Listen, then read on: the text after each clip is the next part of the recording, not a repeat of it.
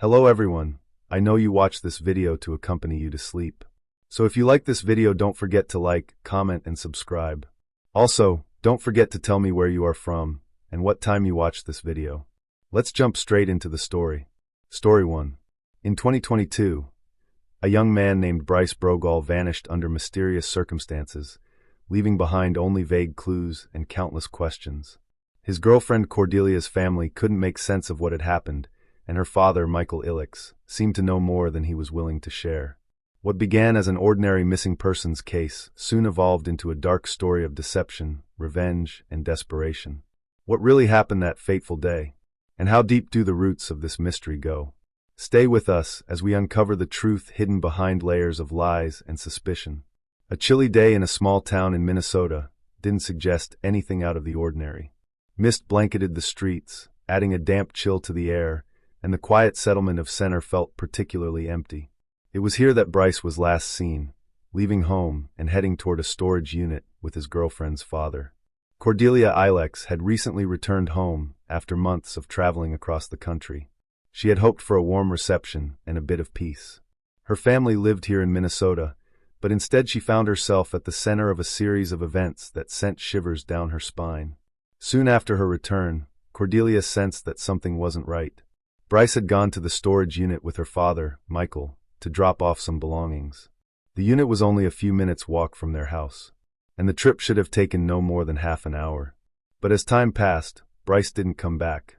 With each passing hour, Cordelia's unease grew. She tried to settle herself after her long journey, took a shower even, but the anxiety refused to fade. Later that day, Michael returned alone.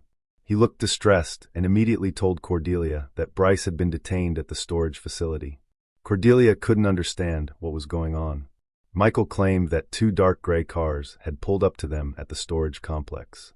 People who appeared to be some kind of official stepped out, but they didn't show any identification or introduce themselves. Everything happened so fast that Michael didn't have a chance to question them or get a clear understanding of the situation. The individuals restrained Bryce, placed handcuffs on him, and drove away. The cars were nondescript, their headlights piercing through the growing evening fog, and Michael couldn't recall any details that might help identify them. These words left Cordelia stunned. She immediately tried calling Bryce, but his phone was turned off. She sent him messages, pleading for him to return and explain what had happened, but no response ever came. With each passing minute, Cordelia's worry grew. On Friday, October 28th, after days without any information, she went to the Crow Wing County Sheriff's Office and filed a missing person report. At that point, she had no new details to share with the authorities, apart from Michael's confusing account of events. The police quickly launched an investigation. Detectives examined all the messages Cordelia had sent Bryce on the night he went missing. It was clear from the texts that she was panicking, her growing distress evident with every passing hour. Her anxiety seemed to resonate with the investigators as well. What had started as a routine missing persons case began morphing into something far darker and more complicated. Officers questioned Michael Ilix, but his statements were inconsistent and left many unanswered questions, prompting further interviews. Meanwhile, investigators visited the storage facility where Bryce had last been seen. What they found there only deepened the mystery. A sled, drag marks resembling those left by moving heavy objects, and other pieces of evidence that added an ominous layer to the story. The deeper the police delved into the case, the more unsettling the details became. Bryce Brogal's disappearance was turning into a full-blown enigma, fraught with fear and uncertainty. Cordelia, initially trusting her father's account, tried to make sense of the situation, but everything around her seemed increasingly bizarre and incomprehensible. Michael Ilix, fully aware that he'd be the first person the police would call in for questioning after Cordelia's report, attempted to prepare himself. On Friday, October 28th, officers located Michael at a family Halloween party in Brainerd. He agreed to accompany them back to the storage facility and provide a more detailed account of what had happened on the day Bryce went missing. Michael recounted the events, striving to leave no detail out. He explained that he and Bryce had arrived at the storage unit in a white Ford Escape with a trailer to sort through some belongings after the lengthy road trip he and Cordelia had recently taken. The task took about 45 minutes, with Bryce sorting his things to decide what to keep and what to discard. Around 5:45 p.m., they were preparing to leave when something unexpected occurred. As they were getting into the car and pulling out of the storage unit, two dark gray vehicles intercepted them. Michael described the cars as having flashing lights, not the standard ones used by marked patrol cars, but the type typically seen on unmarked law enforcement vehicles. This struck Michael as unusual, raising doubts about the legitimacy of the people inside. According to his account, both he and Bryce were briefly detained by these unidentified individuals. Michael was escorted back to his white Ford Escape, while Bryce was placed in a different vehicle, a dark gray SUV. Michael recalled that the interior of the SUV was unremarkable, except for a small computer mounted on the dashboard. During questioning, Michael described the situation as appearing highly coordinated, involving several individuals. Bryce seemed to realize this wasn't a random event. Before they were separated, Bryce thanked Michael for his help and said nothing more. On the way to the storage unit earlier, they had spoken very little. When Michael asked Bryce about his and Cordelia's trip, Bryce had simply replied that the drive was fine. Both men had been quiet and distant, seemingly uninterested in making conversation. As the investigation continued, hints of tension within the family began to emerge. Michael admitted he was reluctant to spend time with Bryce and felt uneasy around him. Detectives found it curious why Michael had agreed to help Bryce with the storage unit at all, especially without Cordelia being present. Cordelia later explained that she had stayed home because she was exhausted from their long journey and needed time to rest. From Michael's perspective, the trip to the storage unit had been routine until it was interrupted by the unexpected and unsettling encounter. He speculated that the events might be connected to some kind of trouble Bryce had gotten himself into. Having just returned to town after a lengthy road trip across the U.S., Bryce and Cordelia had spent only a few hours together before the disappearance occurred. Michael suspected that whatever had happened might be tied to their recent travels. Despite his growing discomfort, he cooperated fully with law enforcement, sharing every detail he could remember. But the case only grew darker and more perplexing with each passing day. Michael also recalled how suddenly Cordelia had announced her return. Initially, she had called him on a Sunday, saying she and Bryce would be back in about a week. However, by Monday, she contacted him again, saying they were coming home that very night due to an unexpected situation. The abrupt change in plans struck Michael as odd, almost as if they had been swept up in something serious and beyond their control, possibly even something criminal. Cordelia and Bryce set off on their road trip right after her graduation in June. For 4 months, they traveled across multiple states, exploring new places, staying in budget motels, and occasionally sleeping in their car. It was a time of freedom, without obligations, but a lot could have happened during that period, things that might explain the noticeable change in the dynamics of their relationship upon their return. Michael, Cordelia's father, had a distinct sense that something was off. He noticed subtle but telling details. Cordelia seemed withdrawn, her demeanor more subdued. She had even developed odd habits, like avoiding conversations when Bryce was in the house. After Bryce was taken by unknown individuals, Michael returned home filled with questions. He approached Cordelia, trying to get to the bottom of what had happened. He mentioned that during Bryce's detainment, there was a reference to Arizona. At first, Cordelia tried to brush it off, insisting everything was fine and there was no danger. But her reassurances felt forced, as if she were hiding something. Eventually, under her father's persistent questioning, she admitted that police had intervened a few times in the past. Specifically, officers had been called when she showed up to work with visible bruises on her face. Each time, she downplayed the situation, insisting nothing serious had occurred and declining to press charges. For Michael, this revelation was alarming. It confirmed his fears that there were deeper issues in her relationship with Bryce.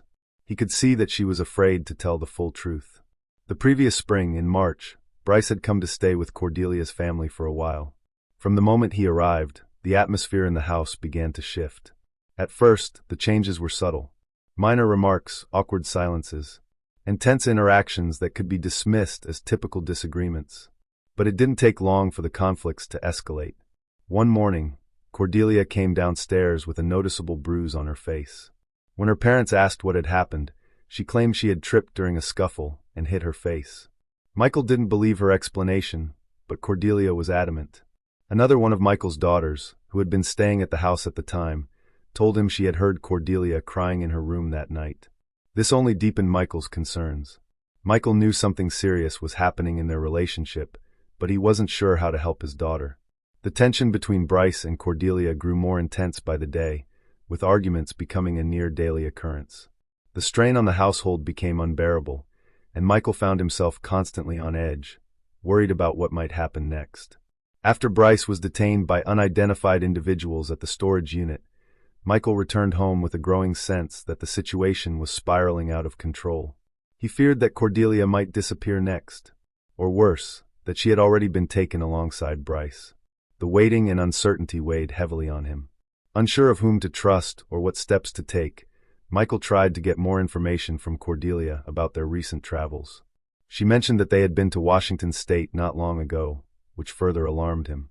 He also recalled that the individuals who detained Bryce had mentioned Arizona, and Michael knew that Cordelia and Bryce had been in Arizona just weeks earlier.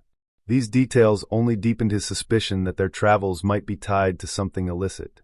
Michael also shared with the police that Bryce was an avid user of marijuana. This concerned him deeply, as he suspected that involvement with banned substances might have played a role in their problems. He noted another peculiar detail. Both Bryce and Cordelia carried two phones, a standard smartphone and an older flip phone, which could be discarded without leaving a trace if necessary.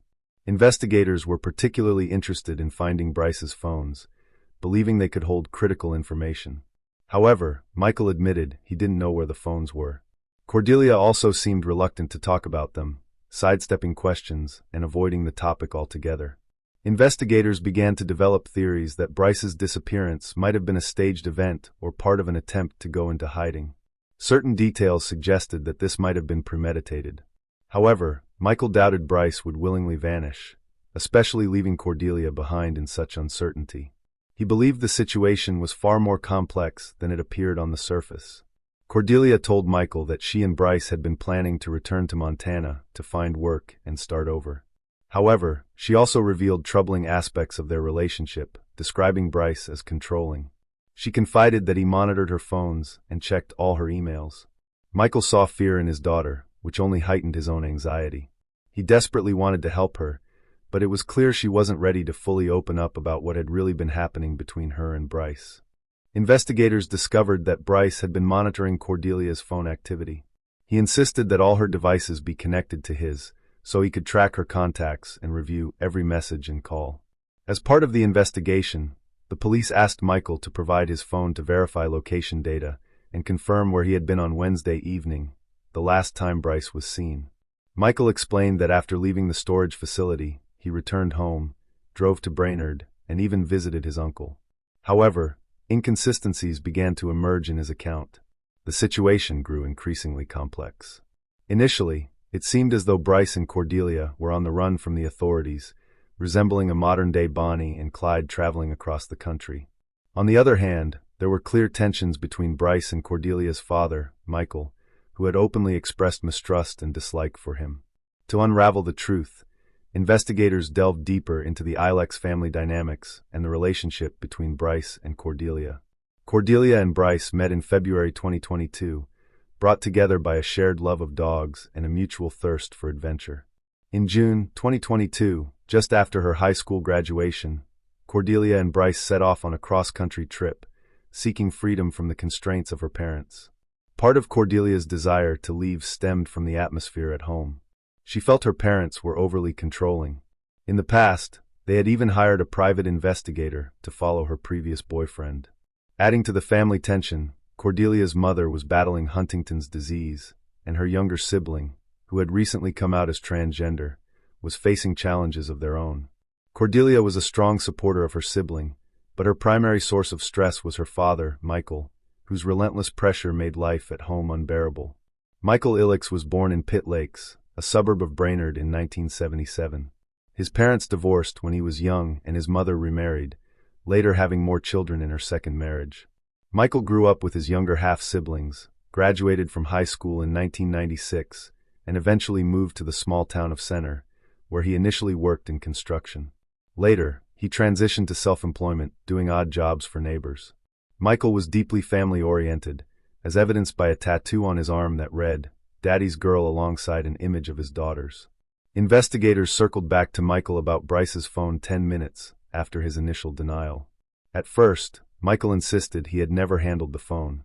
However, he eventually admitted that he had taken it from the car and thrown it away in a trash bin at a gas station in Brainerd that same evening.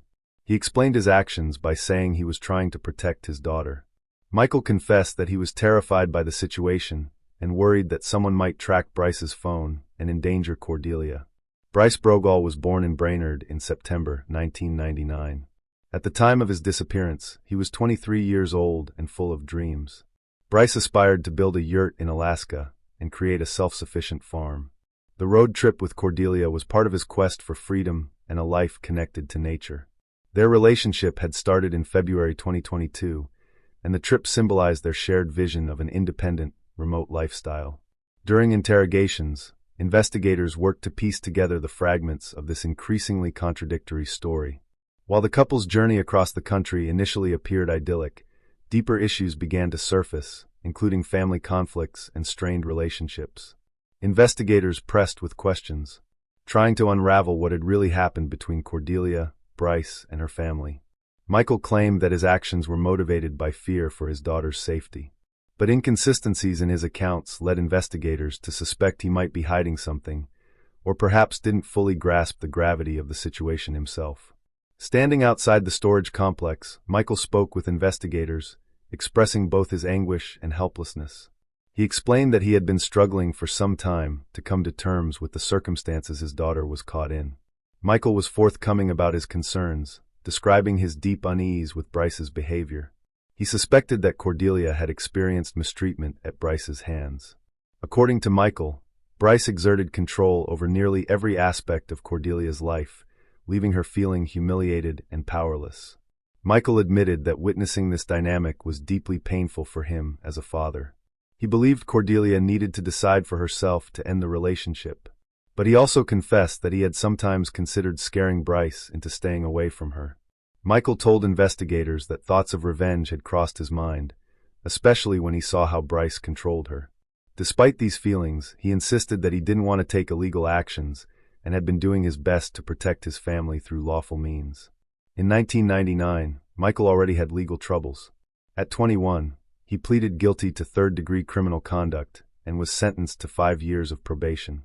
This incident was a major wake-up call for him, and he tried to turn his life around to avoid similar issues in the future. However, in 2018, Michael found himself embroiled in another legal case when he was convicted of fourth-degree misconduct involving an adult who had been declared mentally incapacitated. Initially, this individual had declined to engage in any intimate relationship with Michael, but eventually complied after repeated pressure from him. As part of the investigation, Michael underwent 4 polygraph tests and claimed to have passed all of them, which he believed supported his innocence. Investigators explained to Michael that polygraph results are not admissible in Minnesota courts and cannot be used as evidence. Passing the tests didn't automatically prove innocence, though it could contribute to perceived credibility. Michael, familiar with the process, insisted he understood how polygraphs worked and pointed to his past successes as proof of his honesty. He leaned heavily on these results in an attempt to convince investigators of his truthfulness. In counseling sessions, Michael attended to address his personal issues. He often discussed his desire to protect his family. His concerns extended not only to Cordelia, but also to his younger daughter. He expressed a strong sense of responsibility for their well-being and was determined to do whatever it took to ensure their safety. Michael feared the possibility of incarceration, knowing it would leave him unable to care for his daughters. He recognized the need to tread carefully to avoid further harm to his family. Michael had confronted Bryce several times after noticing bruises on Cordelia's face. He had warned Bryce repeatedly, saying that if he saw any more signs of harm, he wouldn't just issue verbal threats. These conversations were tense, and Michael did not hide his anger. However, he defended himself to investigators, claiming that resorting to aggression against Bryce wouldn't improve the situation. He emphasized that it was ultimately up to Cordelia to recognize the unhealthy nature of her relationship and make the decision to leave. During his interviews with police, Michael frequently expressed mistrust of Bryce and often spoke about him in the past tense. He described Bryce as arrogant and prone to boasting about his supposed achievements. Michael believed that people like Bryce often struggled to handle real-life challenges and dismissed him as a fool who didn't understand the consequences of his actions, Investigators continued to analyze every aspect of the case, striving to untangle the web of contradictions and uncover the truth. The atmosphere during interrogations was tense, with each new detail adding further complexity to an already confusing narrative. Michael tried to cooperate with the investigation, but admitted he didn't have all the answers. Detectives worked to piece together the fragments of the story, which seemed increasingly contradictory. Michael's past offenses appeared to be of an entirely different nature than the suspected circumstances surrounding Bryce Brogal's disappearance just 2 days earlier. Suspicion loomed over Michael, especially after he admitted to having threatened Bryce and wanting him to stay away from his daughter. 2 days before Bryce's body was discovered, 2 of Michael Illicks's half-brothers went to the police with shocking information. They claimed that Michael had confessed to a crime. Michael allegedly spoke with his sister, Jen Baker, whom he had visited earlier that evening at a Halloween party. According to Jen, Michael asked to borrow her car, explaining that he feared police were watching his truck. When Jen pressed him on why he needed the vehicle, Michael admitted that he was planning to bury Bryce's body. He reportedly told her that he had shot Bryce in the back of the head and used a sled to move the body, as it was too heavy to carry. Michael also mentioned grabbing a bag of leaves from her garage to help disguise the burial site. On October 29th, police obtained a warrant to search Michael's storage unit. Inside, they found a bottle of bleach on the concrete floor. Forensic analysis revealed traces of both Bryce's and Michael's DNA on the bottle. Investigators also discovered residue that tested positive for the presence of blood, as well as drag marks consistent with something heavy being moved using a sled. The sled was later found discarded in a roadside ditch near the storage facility, covered with a blanket. It bore dried residue that appeared to be blood. When investigators examined Michael's phone records, they uncovered damning evidence. On October 27th, the day after Bryce's disappearance, Michael had left his house at 4:45 a.m. and driven to his storage unit. He stayed there for 22 minutes before heading to a section of public land near Edward Lake, where he remained for another hour. These movements heightened investigators' suspicions that the storage unit had been the site of a crime. On October 30th, following location data from Michael's phone, police arrived at a wooded area near Edward Lake. The site was isolated, deep in the wilderness, and unlikely to be stumbled upon by accident. The ground showed signs of recent digging with broken branches stuck into the soil and freshly scattered leaves that didn't match the surrounding foliage. It was clear that someone had attempted to conceal the area, but the effort was poorly executed. When an excavation team began their work, they uncovered a body buried beneath the soil. It was Bryce Brogel, and he had been shot in the back of the head. Michael quickly became the prime suspect after the discovery of Bryce's body, a development that didn't surprise investigators. It also came to light that on October 26th, Michael had taken a firearm from his half-sister, Jen's house, telling her he needed it to deal with a rodent problem at a work site. Shortly after, Bryce and Cordelia returned to Minnesota. Michael took Bryce to the storage unit, allegedly intending to provoke an argument that could lead to a report being filed against Bryce, which Michael believed would keep him away from Cordelia. According to Michael, he had the gun with him that day because he had been dealing with pests earlier. During a heated exchange, Michael accused Bryce of mistreating Cordelia. Bryce allegedly responded by claiming Cordelia belonged to him and threatening to harm her if anyone tried to take her away. Michael claimed that he fired the gun in a moment of rage, believing he was protecting his daughter. As the investigation progressed, evidence pointed to premeditation. Bryce and Cordelia's landlord in Washington state revealed that Michael had called him, asking if Bryce had ever harmed his daughter. The landlord mentioned that he had seen Cordelia with visible bruises. Michael reportedly responded by saying he planned to kill Bryce and had already dug a grave. These claims were corroborated by Michael's half-brother, who told investigators he had heard similar threats. In July 2022, just a month after starting the road trip with Bryce, Cordelia had begged Michael to come get her. However, she didn't disclose her location and later told him everything was fine. After that, her complaints stopped. Despite this, Michael remained deeply concerned for his daughter, especially when he noticed bruises on her, which she either denied or attributed to accidents. Family members suspected Michael believed Bryce was responsible for harming Cordelia. The fatal shot at the storage unit, the use of a sled to transport Bryce's body to the woods, and the haphazard attempt to conceal the burial all pointed to a plan that Michael had thought through but executed poorly. He had cleaned the storage unit, buried Bryce's body and tried to hide the evidence. But it wasn't enough to evade capture. In November 2022, Michael was arrested and charged with second-degree murder, a crime committed without premeditation but still intentional under the law. On March 30, 2023, the charges against Michael were elevated to first-degree murder, and a grand jury formally indicted him. The trial began in 2024.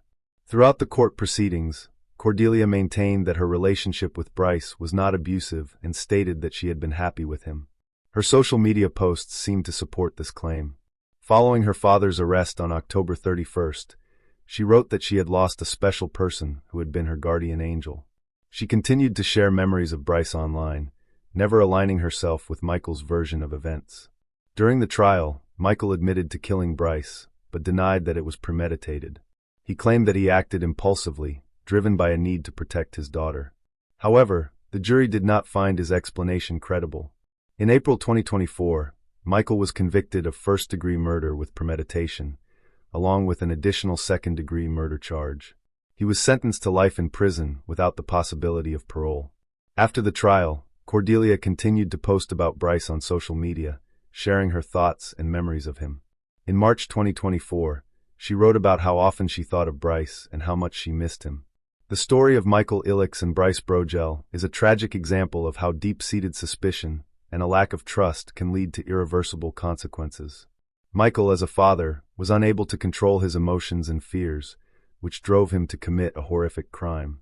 His actions, fueled by fear and anger, resulted in the death of a young man and the destruction of his own daughter's life. The jury rejected his defense, and Michael received a life sentence. This case serves as a stark reminder of the importance of resolving conflicts peacefully and fostering trust with loved ones, rather than resorting to destructive actions born from anger or suspicion. Story 2. The cobblestone streets of Dubrovnik, usually humming with tourists admiring the ancient city walls and crystal-clear Adriatic waters, had taken on an unusually somber tone as the autumn rains blurred the bright colors of the terracotta rooftops. Beneath the city's picturesque facade, a darker undercurrent had begun to swell, one that threatened to unravel the fragile peace Croatia had fought hard to maintain since its turbulent past. Detective Marko Petrovic had been tracking this shadow for months, following a trail of whispers, anonymous tips, and uneasy alliances that pointed to a sprawling network of organized crime. It wasn't the petty thefts or occasional drug busts that had caught his attention, but a sophisticated syndicate with roots deep enough to infiltrate local politics, law enforcement, and the burgeoning tourist industry that was the city's lifeblood. Marko's investigation had begun almost by accident, sparked by a quiet complaint from a hotel manager about missing shipments of luxury goods, high-end watches, designer jewelry, and rare wines. Initially dismissed as isolated thefts, the pattern soon emerged as part of a much larger operation. The stolen items were funneled through a series of underground contacts, eventually reaching markets far beyond Croatia's borders, spanning from the Balkans to Western Europe. But what unsettled Marko most was the involvement of a shadowy figure known only by the alias Kralj, or the King, a criminal mastermind whose identity remained shrouded in mystery despite the detective's best efforts. The King's empire was built on intimidation, bribery, and a ruthless efficiency that left little room for error. Crossing him meant disappearing without a trace. As Marko delved deeper, he uncovered unsettling ties between the syndicate and several high-profile individuals in Dubrovnik's elite circles, businessmen, politicians, and even members of the cultural establishment who profited from the illicit trade or turned a blind eye. Corruption was woven into the city's social fabric, a toxic thread threatening to unravel years of progress. Each interview Marko conducted was a delicate dance of suspicion and diplomacy, where a wrong word or misplaced trust could blow the case wide open or end his career. The detective's own team was stretched thin, battling not only criminals but skepticism and apathy within their ranks. It was clear that taking down the King would require more than just evidence. It would demand courage, strategy, and a willingness to confront forces far more powerful than any one man. Amid the growing tension, a grim incident jolted the investigation. A young journalist named Anna Kovac was found dead in her apartment, the apparent victim of an overdose that police quickly ruled accidental. But Marko's instincts told him otherwise. Anna had been working on an exposé about the King's operations, gathering documents and testimonies that threatened to expose the syndicate's entire network. The timing of her death was suspicious, and subtle signs at the scene suggested she had been followed and threatened in the days before. Marco pushed for a more thorough inquiry despite political pressure to close the case quietly, determined to uncover the truth behind Anna's demise. Her death became a catalyst, galvanizing the detective and his team to intensify their efforts, aware that the cost of failure could be far greater than they imagined. The investigation soon revealed the extent of the king's reach: smuggling routes hidden along the Dalmatian coast, safe houses disguised as tourist villas, and corrupt officials turning a blind eye in exchange for hefty bribes. Surveillance operations were mounted, wiretaps installed, and undercover agents deployed, each step fraught with risk. Marco often found himself navigating the labyrinthine alleys of Dubrovnik at night, shadowed by threats both visible and invisible. The detective's personal life frayed under the pressure. Late nights and constant vigilance left little time for family or respite. Yet the image of Anna, brave, determined, silenced, remained a haunting motivator. The line between justice and revenge blurred, but Marco knew he had to stay true to the law, even as it seemed to bend beneath the weight of deceit.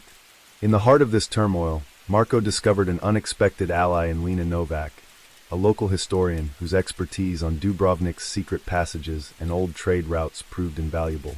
Lena's knowledge of the city's underground tunnels and hidden coves provided the team with new avenues to intercept shipments and surveil suspects. Her quiet strength and sharp intellect brought balance to Marco's intensity, and a cautious friendship blossomed amidst the shadows of danger. Together, they pieced together a puzzle that spanned decades, revealing that the king's criminal enterprise was not only about smuggling, but also about controlling the flow of power in a city where past and present collided. As the evidence mounted, the question lingered: would they be able to strike before the king's forces silenced them all? The deeper Marco and Lena dug into the labyrinth of criminal activities, the clearer it became that this syndicate operated not just on greed, but on a precise strategy of control and fear. Their power was built through decades of exploiting Croatia's fragile transition from war-torn recovery to hopeful prosperity. The syndicate's roots stretched back to the 1990s, when shadowy paramilitary groups had seized opportunities amid chaos, morphing into a clandestine cartel that had survived political shifts and economic reforms. This history was etched into the city itself, in forgotten tunnels beneath the old town, and in silent agreements made behind closed doors. As Marco reviewed piles of intercepted communications and coded ledgers, he realized that the king had mastered the art of invisibility, an elusive puppet master whose fingers touched every major smuggling route, money laundering front, and political alliance without ever revealing his face. One night, after a long day of surveillance on a suspected drop-off point near the port, Marco found himself alone in a small cafe on the edge of the old town. The scent of roasted coffee beans mixed with the salty air as he flipped through Anna's last notes, handwritten observations cryptic but revealing. She had identified a pattern in the shipments, a coded sequence of deliveries timed with the arrival of tourist boats, exploiting the seasonal influx to mask illicit goods. It was a stroke of criminal genius, using the city's lifeblood, tourism, as cover for smuggling weapons, drugs, and stolen artifacts. Marco's mind raced with the implications. If they could intercept the next shipment, they might finally expose the king's identity and bring down the entire network. But the stakes were higher than ever, and the risk of discovery meant they were playing a deadly game of cat and mouse. Lena joined Marco at the cafe just as the sun dipped below the horizon, casting long shadows across the ancient stone streets. She brought news from her latest research, a lead on a safe house hidden in a forgotten quarter of Dubrovnik, a place where shipments were repackaged and contacts exchanged under the guise of legitimate business. It was risky to act on incomplete information, but waiting meant giving the king more time to cover his tracks. The two agreed to coordinate a covert raid, hoping to catch the syndicate off guard. As they planned, Marco couldn't shake a growing unease. The syndicate was more dangerous than anyone had realized, and the corruption ran deeper, threatening to undermine their efforts from within. A mole in the police force, perhaps, or someone high up feeding information back to the king's operatives. Trust was a scarce commodity. The night of the raid arrived cloaked in fog, the Adriatic breeze carrying the distant sound of waves crashing against the fortress walls. Marco's team moved swiftly, silent but deadly, through narrow alleys and past shuttered shops. Their target was a dilapidated warehouse near the city's edge, abandoned in daylight but transformed after dark into a hive of illicit activity.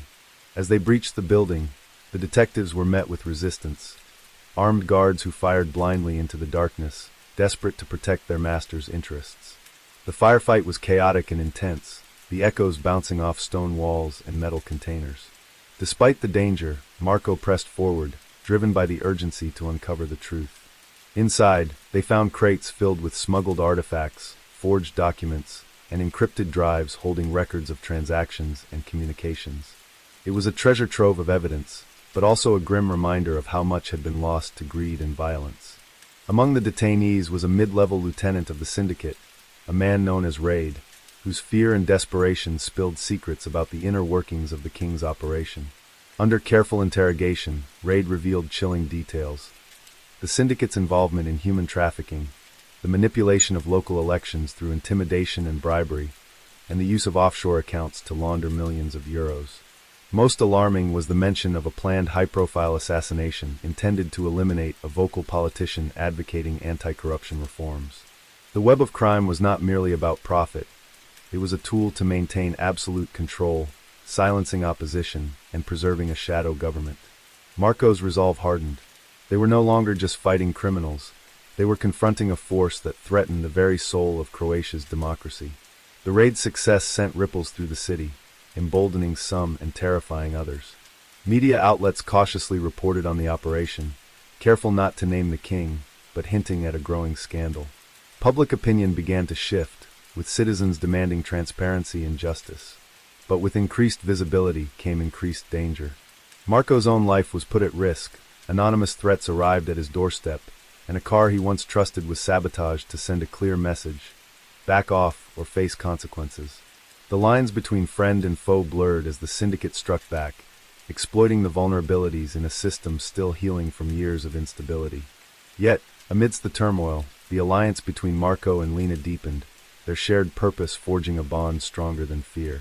They became a beacon of hope in a city shadowed by corruption and violence, determined to bring the king to light, no matter the cost.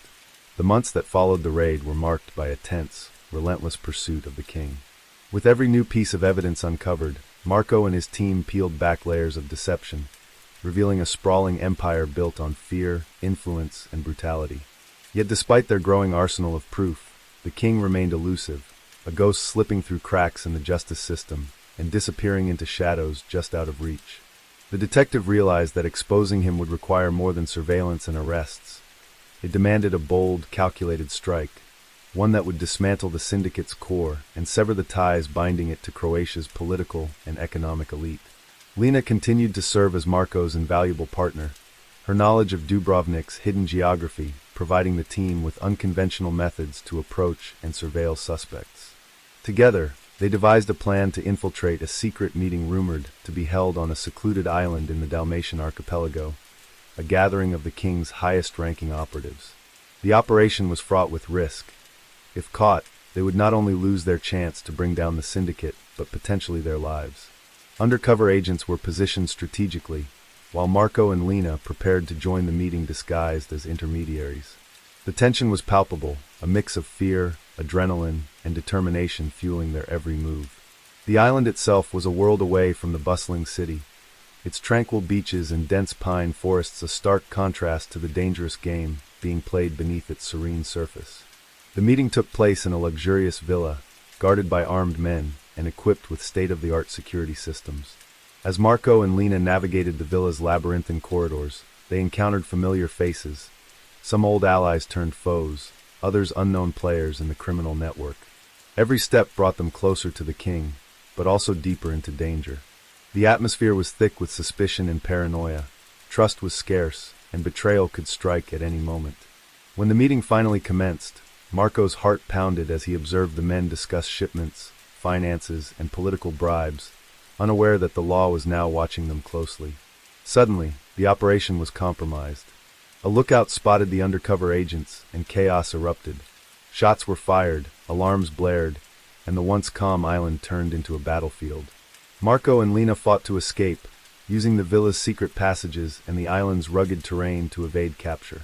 The firefight was brutal, leaving several suspects arrested, but the king nowhere to be found. The failure was bitter, yet illuminating. The king's escape confirmed the necessity of rooting out his network entirely, dismantling every connection that allowed him to move freely. Marco knew that the true victory would come not from one raid or one arrest, but from sustained pressure and the courage of those willing to stand against corruption. Back in Dubrovnik, the public's patience was wearing thin. Protests erupted, demanding transparency and an end to the shadowy influence strangling their city. Marco faced mounting political pressure, accusations of incompetence, and threats from unknown sources. Yet he refused to back down, inspired by Anna's legacy and the hope that justice could prevail. With Lena's help, he coordinated a series of arrests targeting corrupt officials, business magnates, and police officers complicit in the king's schemes. These actions fractured the syndicate, forcing its members into hiding and disrupting their operations. Though the king himself remained at large, the walls of his empire were beginning to crumble. The story culminated one rainy night, months later, when an informant led Marco to a secluded mansion on the outskirts of Zagreb. The tip was risky, possibly a trap, but it was the best lead yet. Marco approached with caution, his team in tow, and after a tense standoff, they apprehended a man whose identity matched all descriptions of the king. The arrest sent shockwaves through Croatia and beyond, signaling a turning point in the battle against organized crime. In the interrogation that followed, fragments of truth emerged, confessions, coded messages, and revelations about the syndicate's plans. While many questions remained, the grip of fear began to loosen, and a battered but hopeful city started to envision a future free from the shadows that had loomed for so long. Marco stood by the Adriatic shore days later, watching the sun rise over the horizon, its light piercing through the mist and casting a golden glow on Dubrovnik's ancient walls. The fight was far from over, and scars would linger, but the city was beginning to heal. He thought of Anna, of Lena, and of every colleague who had risked everything for justice. The king's reign might have been broken, but the true victory lay in the resilience of those who dared to face darkness head-on. In the quiet moments before the city awoke, Marco felt a rare sense of peace, knowing that sometimes, even in the darkest places, hope could survive and justice could prevail. Let's jump to next story. Story 3. Shadows beneath the Himalayas. The mist hung low over Kathmandu like a curtain refusing to rise, smothering the ancient city beneath a blanket of damp uncertainty.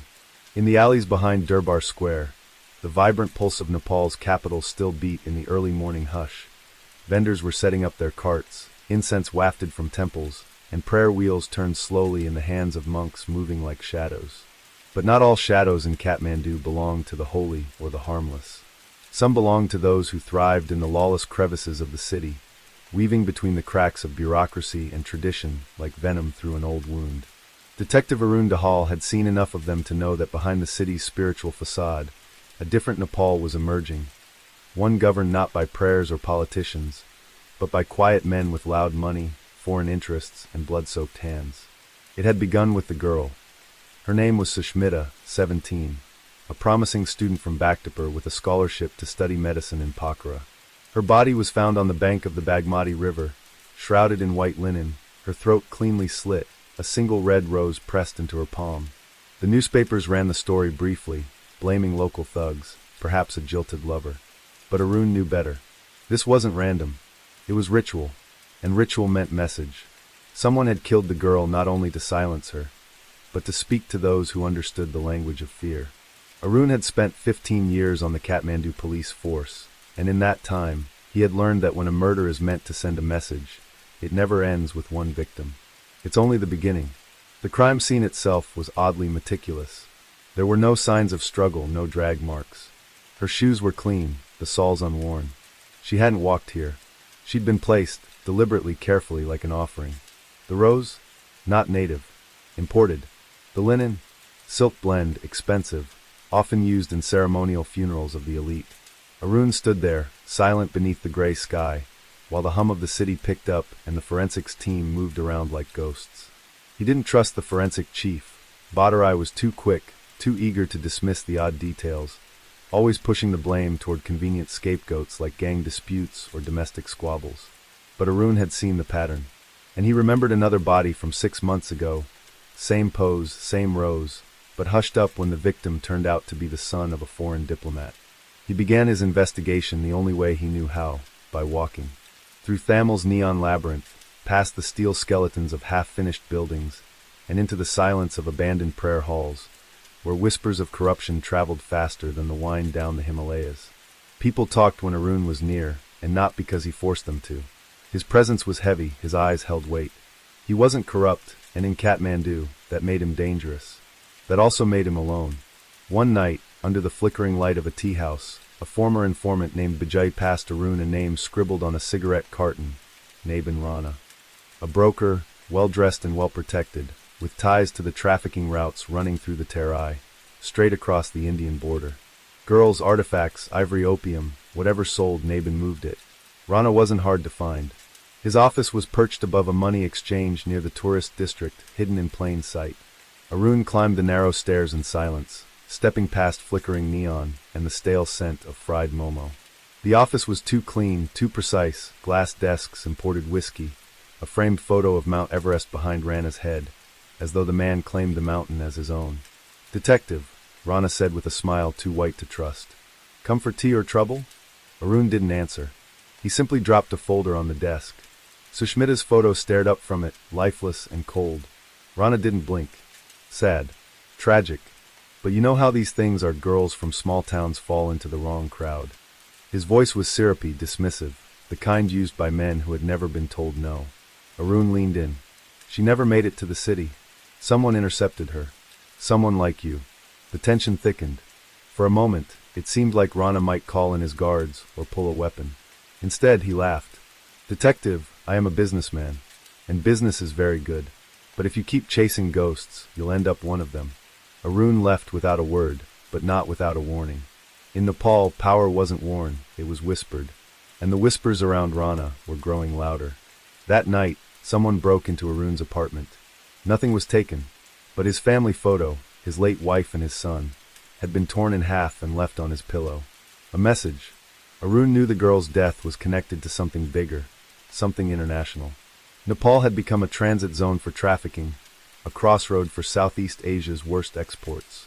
Foreign investors came with clean suits and dirty hands, laundering money through resorts and casinos, paying off officials with favors wrapped in silk. And in the center of it all, men like Rana flourished. The more Arun dug, the more names surfaced. An NGO falsely claiming to rescue street children, a tourism company offering exclusive adventures, a shipping firm with no ships. Each was a piece of a puzzle that painted a picture no one wanted to see. A trafficking syndicate hiding behind the facade of development and aid, feeding on the vulnerable with impunity. But Arun wasn't finished. He returned to Bhaktapur and met Sushmita's family, simple people, grief-stricken but proud. Her mother handed him a diary wrapped in cloth. She wrote everything, she whispered. Inside were names, dates, hints at meetings she'd overheard at a school event, and a name circled in red ink. Project Lakshmi. Arun didn't sleep that night. Instead, he lit a cigarette, stared into the dark Kathmandu skyline, and realized that this case wasn't about one girl. It was about hundreds, maybe thousands. And if he was going to break it open, he would have to become something more than just a detective. He would have to become a threat. Kathmandu's skies had grown darker since Sushmita's murder. Monsoon clouds hung heavy, threatening more than just rain. Detective Arun Dahal moved through the streets like a man possessed, the diary in his coat pocket a holy book of corruption, too sacred to lose and too damning to reveal without caution. The name Project Lakshmi echoed through his thoughts like a haunting mantra. That phrase wasn't just scrawled in a dead girl's journal. It was tied to financial records from shell NGOs, whispered by scared informants, and scribbled in coded emails between ministries and foreign contacts. But still, no one in his department wanted to speak of it. When he first showed the notes to his superior, Superintendent Mehra only glanced at them, eyes flicking briefly before looking away.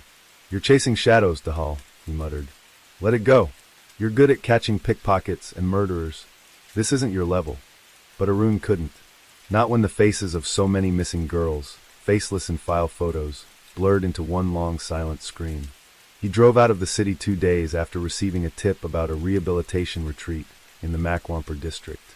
On paper, it was listed under a development project managed by a Western-funded foundation. In practice, it was anything but. Hidden behind a tall fence topped with rusted barbed wire and nestled among the forested hills, the compound looked serene to the casual eye. Fresh paint, a carved wooden sign reading Lakshmi Ashram, and prayer flags fluttering in deceptive peace. But the silence inside was wrong. Too still. Too forced. The girls Arun found there did not speak. Some flinched at touch. Others stared blankly at walls, as if trying to forget the shape of the men who brought them here. A matron with a crisp accent and a frozen smile tried to usher him out. All proper, all legal. We have permission from the Ministry of Social Welfare. Perhaps you'd like to make an appointment.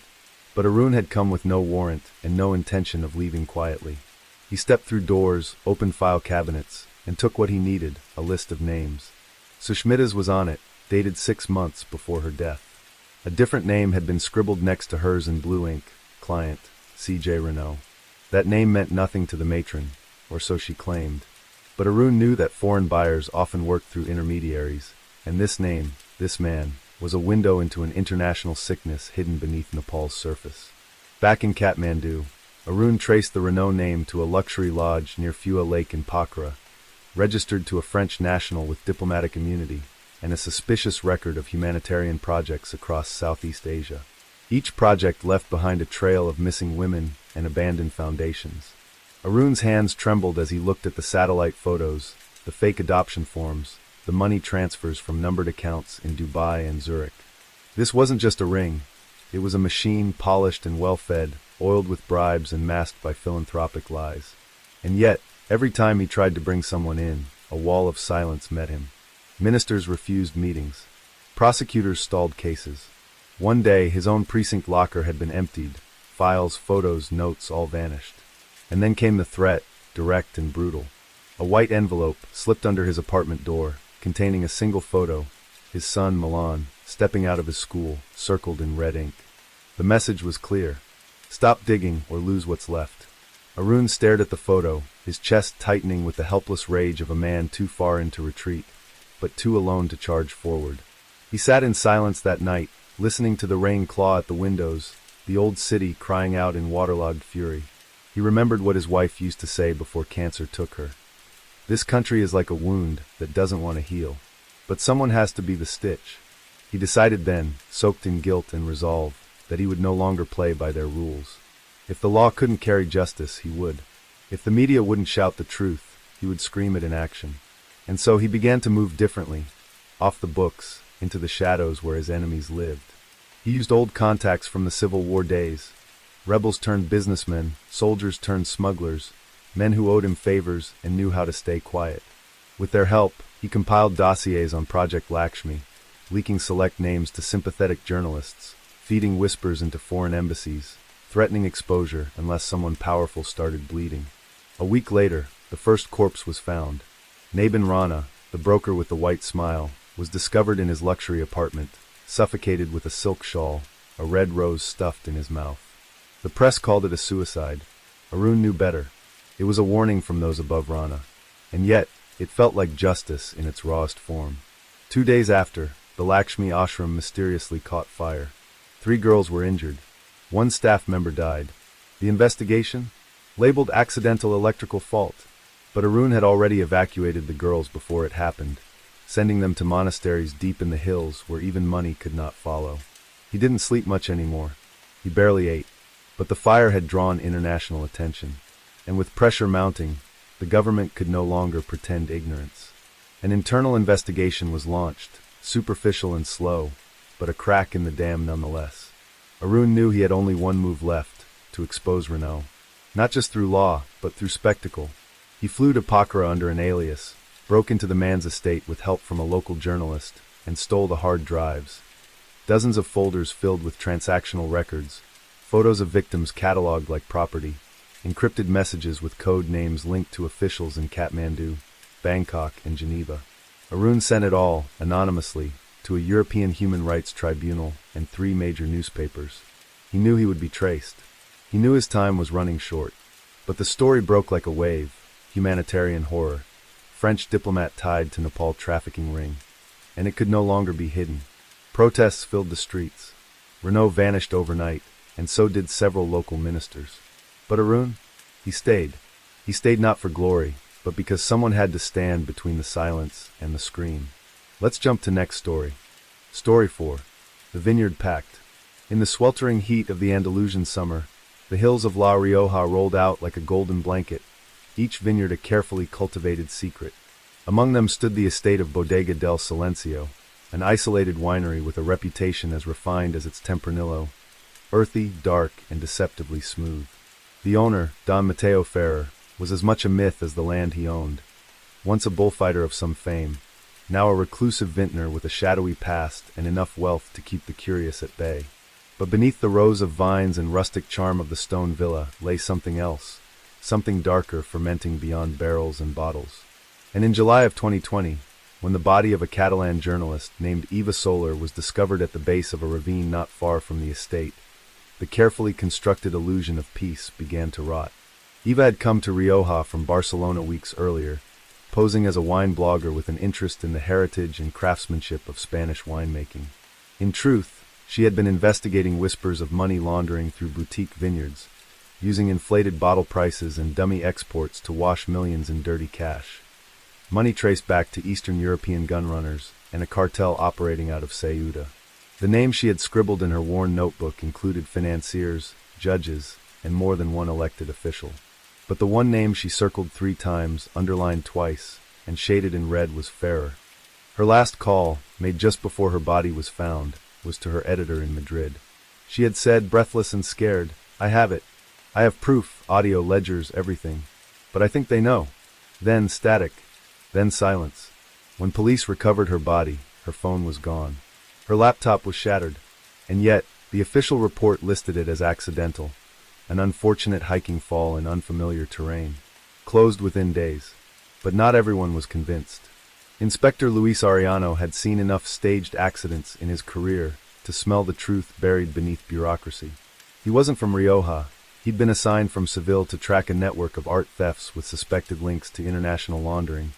But Eva's death struck a chord deeper than he admitted.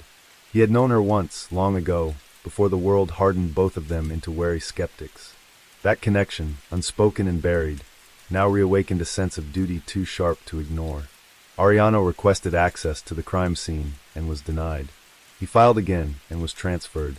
He filed again quietly, this time under a different pretext, and finally arrived in Haro under the guise of investigating stolen antiquities rumored to pass through Bodega del Silencio as shipping cover. What he found was a vineyard almost too perfect. Don Mateo greeted him with the hospitality of a practiced host, aged hands firm, eyes unreadable, voice like aged wood. "Of course, Inspector. You are welcome here. We have nothing to hide," he said, gesturing to the rows of vines and the gleaming fermentation rooms with rehearsed ease. But Arellano noted the armed guards posted near the shipping warehouse, the lack of real workers, the excessive paperwork signed off by foreign intermediaries no one had met. The estate was pristine, but the air felt wrong, too still, too rehearsed. The winemaker's son, Javier Ferrer, was more nervous, more twitchy. A former real estate agent turned reluctant heir, he lacked his father's composure and stumbled often when questioned about exports and visitors. "We send to Milan, New York, Tokyo," he muttered when pressed. "But I don't deal with logistics. That's all outsourced. I just help with the accounts." Arellano quietly reached out to contacts in Interpol, requesting data on shipments from the estate over the past year. What came back stunned him. Crates labeled as rare vintages had been sent to known addresses used by criminal syndicates. Worse, tracking ledgers found in open customs records didn't match the vineyard's own declarations. He returned to the estate late one evening, under the guise of sharing a drink. Don Mateo poured generously, his charm laced with menace. "Do you know what makes a good vintage, Inspector?" he asked. "It is the patience to let what is bitter age into beauty. But some bitterness never sweetens." His meaning was clear. Arellano was being watched. The estate was more than just a front. It was a sanctuary for the untouchable. That night, Arellano snuck into the fermentation wing, unlocking the temperature-controlled cellar with a code he'd glimpsed earlier. Behind barrels and beneath the stone tiles, he found a hidden stairwell leading into a room that smelled of mildew and iron. There, stacked in sealed crates, were more than wine bottles. He found sealed paintings, likely stolen, weapons packed in false-bottomed containers, and packets of unmarked bills stamped with foreign seals. On the wall was a corkboard filled with photos and travel manifests, including one picture of Eva, circled in black. She had come close, too close, and so she was removed. As dawn rose, Arellano knew he couldn't trust local enforcement. Too many were bought. too many silenced. He uploaded the photos and data to a secure drive and sent them to a contact in Madrid with a single message. This is Ferrer, and this is war. But he didn't leave Rioja. Not yet, because justice, he believed, wasn't just about revelation, it was about reckoning. And if Ferrer had turned his vineyard into a fortress of crime, then Arellano would make it his battlefield. The vines swayed gently in the morning wind, their roots soaked in blood no one dared to see.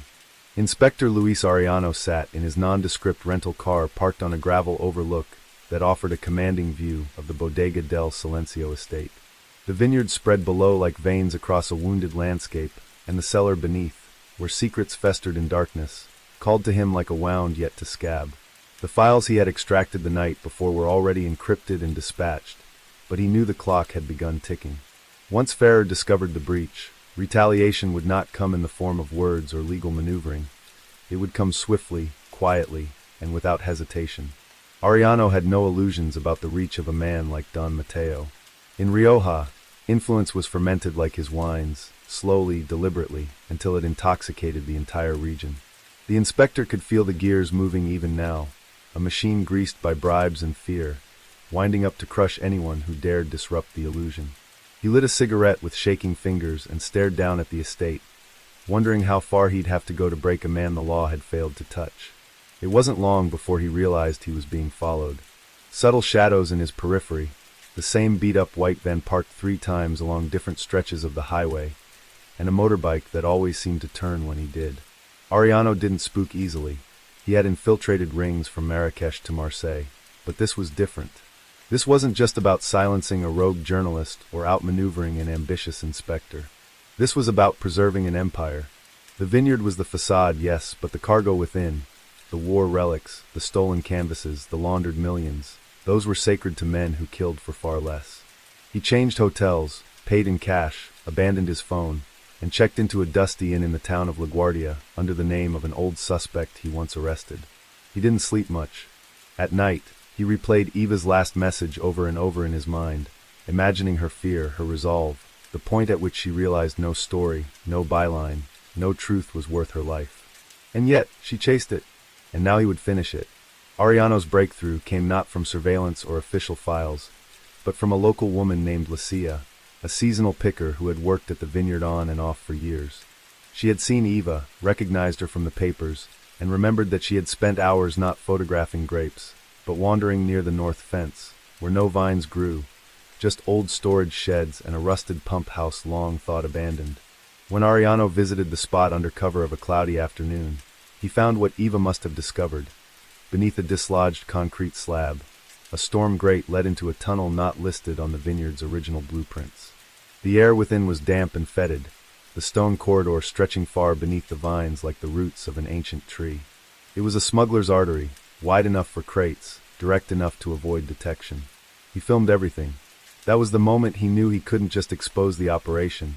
He had to dismantle it, because Ferrer had built not a front, but a fortress.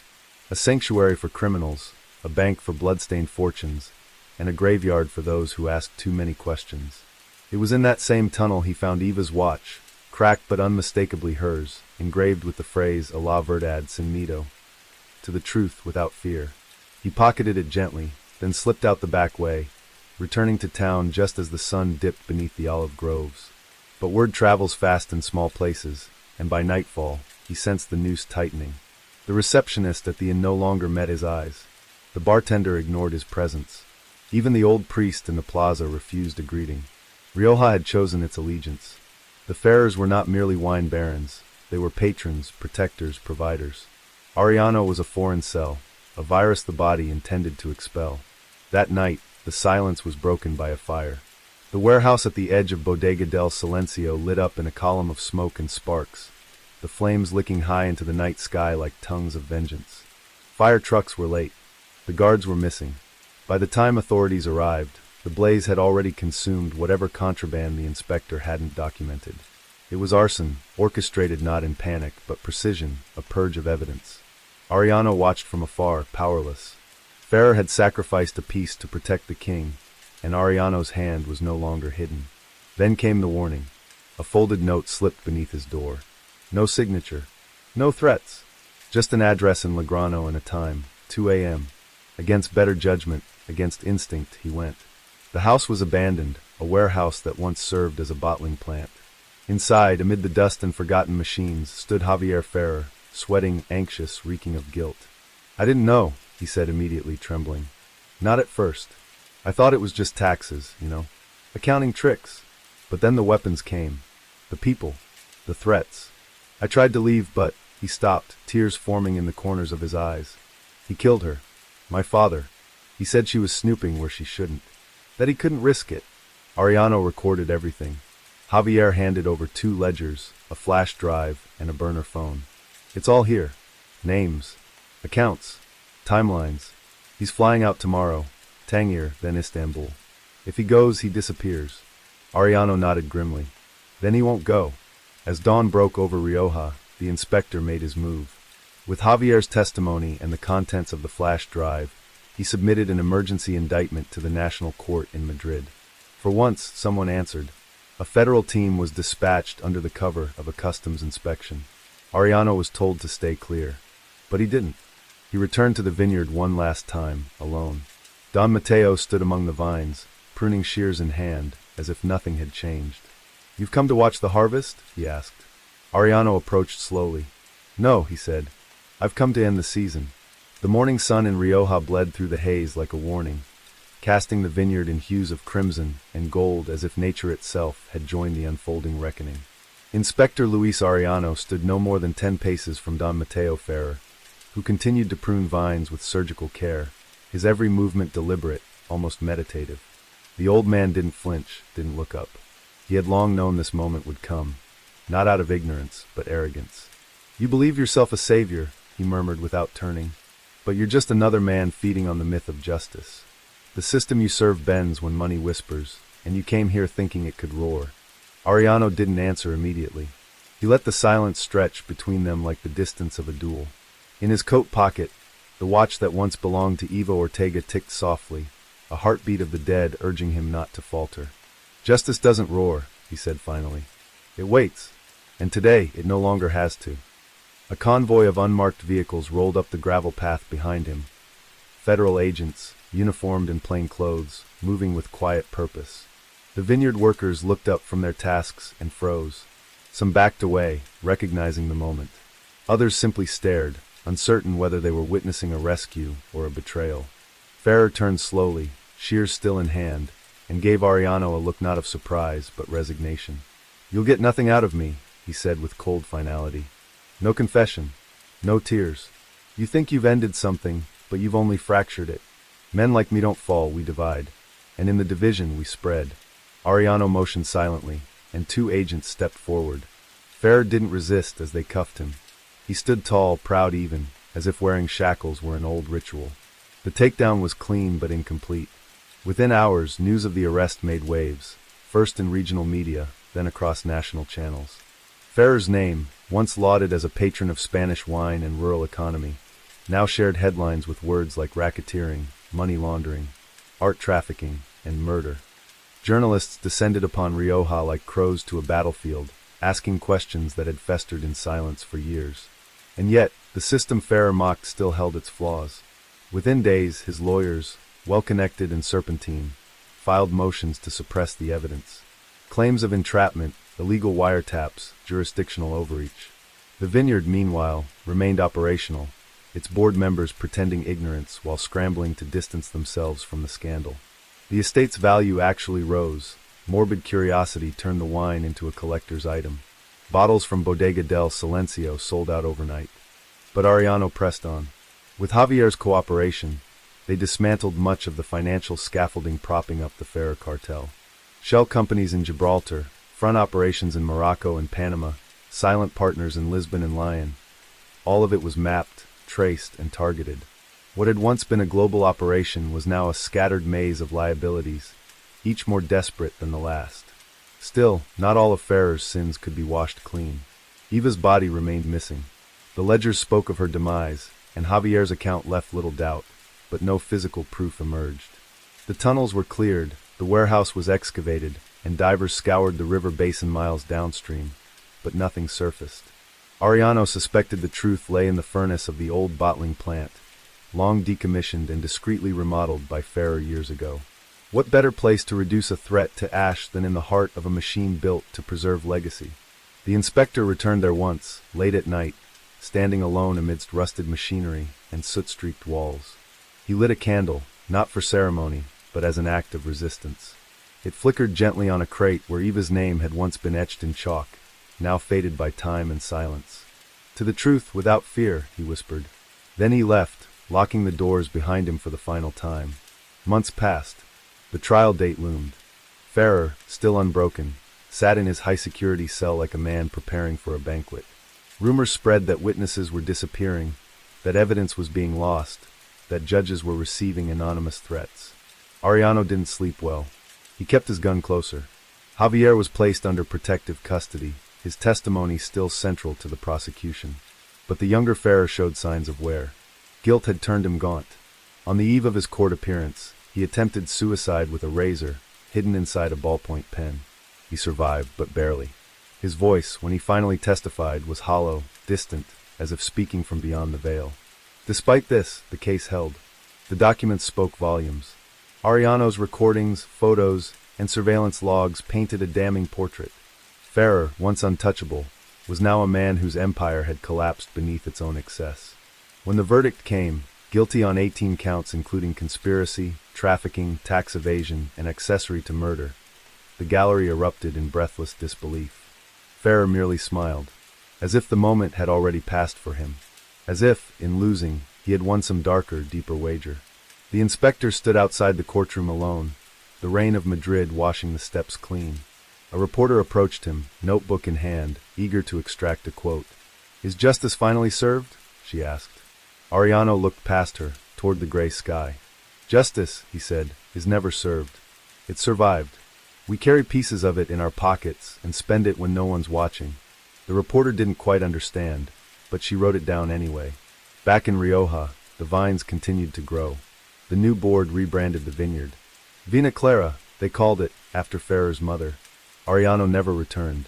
He transferred to Seville, taking a quieter post in forensic accounting. He never gave another interview, never accepted the medals offered, and never told anyone about the envelope he kept hidden in his attic. Inside, Eva's cracked watch, Javier's original note, and a single bottle of 2008 Crianza from Bodega del Silencio, unopened, dusty, and stained with ash. Some nights, he would take the bottle down and stare at it, wondering what it would taste like. Not the wine, the memory. Let's jump to next story. Story 5. The Silence Beneath Naples. The year 2020 was supposed to be about survival. Italy, like the rest of the world, was gripped by the slow suffocation of a global pandemic, but in the southern port city of Naples, a different kind of contagion flourished. One older than disease, more tenacious than any virus. Organized crime didn't pause for curfews or masks. In fact, the Camorra, the ruthless Neapolitan mafia, adapted faster than the state ever could. As the world turned inward, they expanded outward, weaving their way through state contracts, relief aid, and the desperate lives of the unemployed like invisible serpents. And in the heart of this storm stood Inspector Adriano Bellini, a man whose disillusionment was matched only by his resolve. He had watched friends vanish, superiors retreat, and cases collapse under pressure or payoffs. But when the bodies of two young men were discovered in the crumbling Quartiere Spagnoli, staged to look like overdoses, Adriano saw through the performance immediately. The heroin was too pure, the scene too clean. These weren't addicts. They were messengers, and someone had silenced them. The victims, brothers named Luca and Matteo Rinaldi, were minor figures in the city's sprawling underworld, runners more than shot callers. Yet their deaths sent tremors through the streets like a warning shot. Their family had ties not to the Camorra, but to an old Sicilian syndicate from Palermo, one that had been quietly trying to gain a foothold in the chaos of Campania, while everyone else was distracted by quarantine and confusion. This was not just murder, it was territorial, ritualistic, strategic. Adriano knew the pattern. He had seen similar killings during the turf wars of the early 2000s, when Naples burned under the weight of its own criminal ambitions. Back then he was still young, still fueled by ideals. But now, standing in the rain beside the covered corpses, he felt only the cold touch of inevitability. Crime wasn't being fought, it was being managed. and the managers wore both uniforms and suits. He returned to headquarters with a sick taste in his mouth. The captain barely looked up when Adriano dropped the autopsy files on his desk. "Just another overdose," the man muttered, too busy scrolling through a procurement report on surgical gloves to care about the blood in the streets. Adriano didn't argue. He knew the drill. If it didn't make headlines or threaten an election, it didn't matter. But Adriano wasn't chasing headlines, he was chasing ghosts. And one name kept coming back from the dead: Ricardo Il Sarto Romano.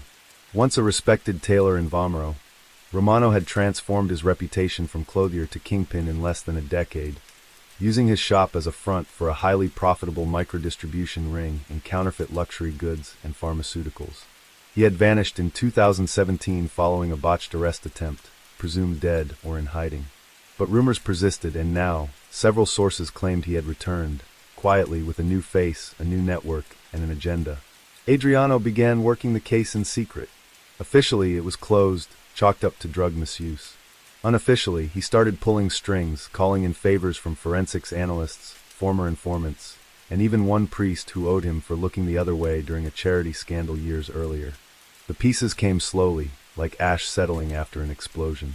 The Rinaldi brothers had been approached by an unnamed associate weeks prior to their deaths, someone offering a higher cut to switch allegiances and begin moving new product through Naples' most crowded districts. Sanitizers, medications, even forged vaccination cards. It was the perfect crime for the perfect moment. Everyone needed supplies, and no one had time to question the source. But the brothers had hesitated, warned by their mother, who still believed in the old Sicilian code of silence. Omerta. That hesitation cost them their lives. Digging deeper, Adriano found surveillance footage, grainy but usable, of the alleyway behind a pharmacy in Chiaia. Two men approached the back door, one of them tall and wearing a black scarf, the other shorter with a limp. The timestamp matched the last known sighting of the Rinaldis. Adriano enhanced the image and froze the screen. The tall one turned just slightly toward the camera. The nose, the jawline, it was Ricardo Romano. He had aged, lost weight, and changed his hair, but the eyes were unmistakable. Cold, calculating, empty, like glass on a winter morning. Adriano printed the still and pinned it to the board in his apartment, which had become more of an evidence room than a home. He stared at it for a long time, letting the anger bloom slowly, like a wound reopening. He knew what had to be done. Official channels wouldn't allow it. Romano had too many friends in the right places, and too much dirt on the rest. So Adriano called someone he hadn't spoken to in years, Elena Russo, a freelance investigative journalist known for her fearless exposés on corruption, and for being the reason Adriano's marriage ended. They met in a parking garage at night, their faces half lit by the overhead fluorescence and the memories they didn't dare acknowledge. "I thought you were dead," she said, her voice a blend of sarcasm and worry. "Only inside," he replied. Then he handed her the file, photos, names, times, places. Everything he had. "Blow it open," he said. "Do what I can't." Elena took the folder and opened it, flipping through the contents with the practiced speed of someone used to betrayal. Her fingers paused on the still of Romano. "You're sure it's him?" she asked. Adriano nodded once. She closed the file. "Then he's already seen us coming." And with that, she disappeared into the dark. The next day, a Molotov cocktail exploded outside Adriano's apartment.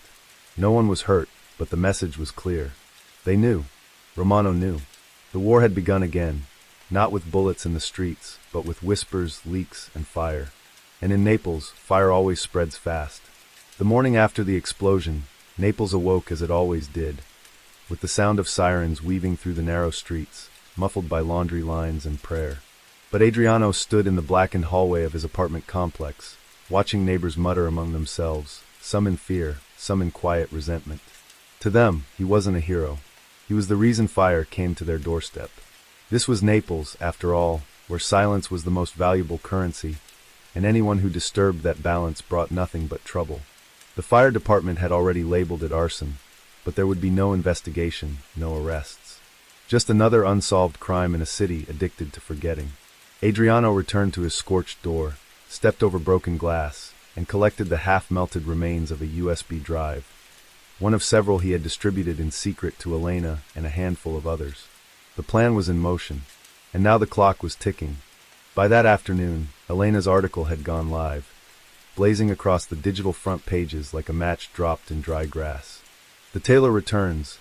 How Ricardo Romano Rebuilt the Camorra During COVID read the headline, accompanied by shadowy stills of the surveillance footage and a detailed account of the Rinaldi brothers' deaths. She had pulled no punches, naming shell corporations, tracing financial links to government contracts, and outlining the quiet reemergence of a man long thought to be dead. The article exploded across Italy's underground networks before it even reached the national news. And as Adriano had feared, it didn't bring justice. It brought retaliation. Within 24 hours, 2 low-level prosecutors in Caserta were found dead in a car crash ruled accidental, though both had recently requested records connected to Romano's front companies.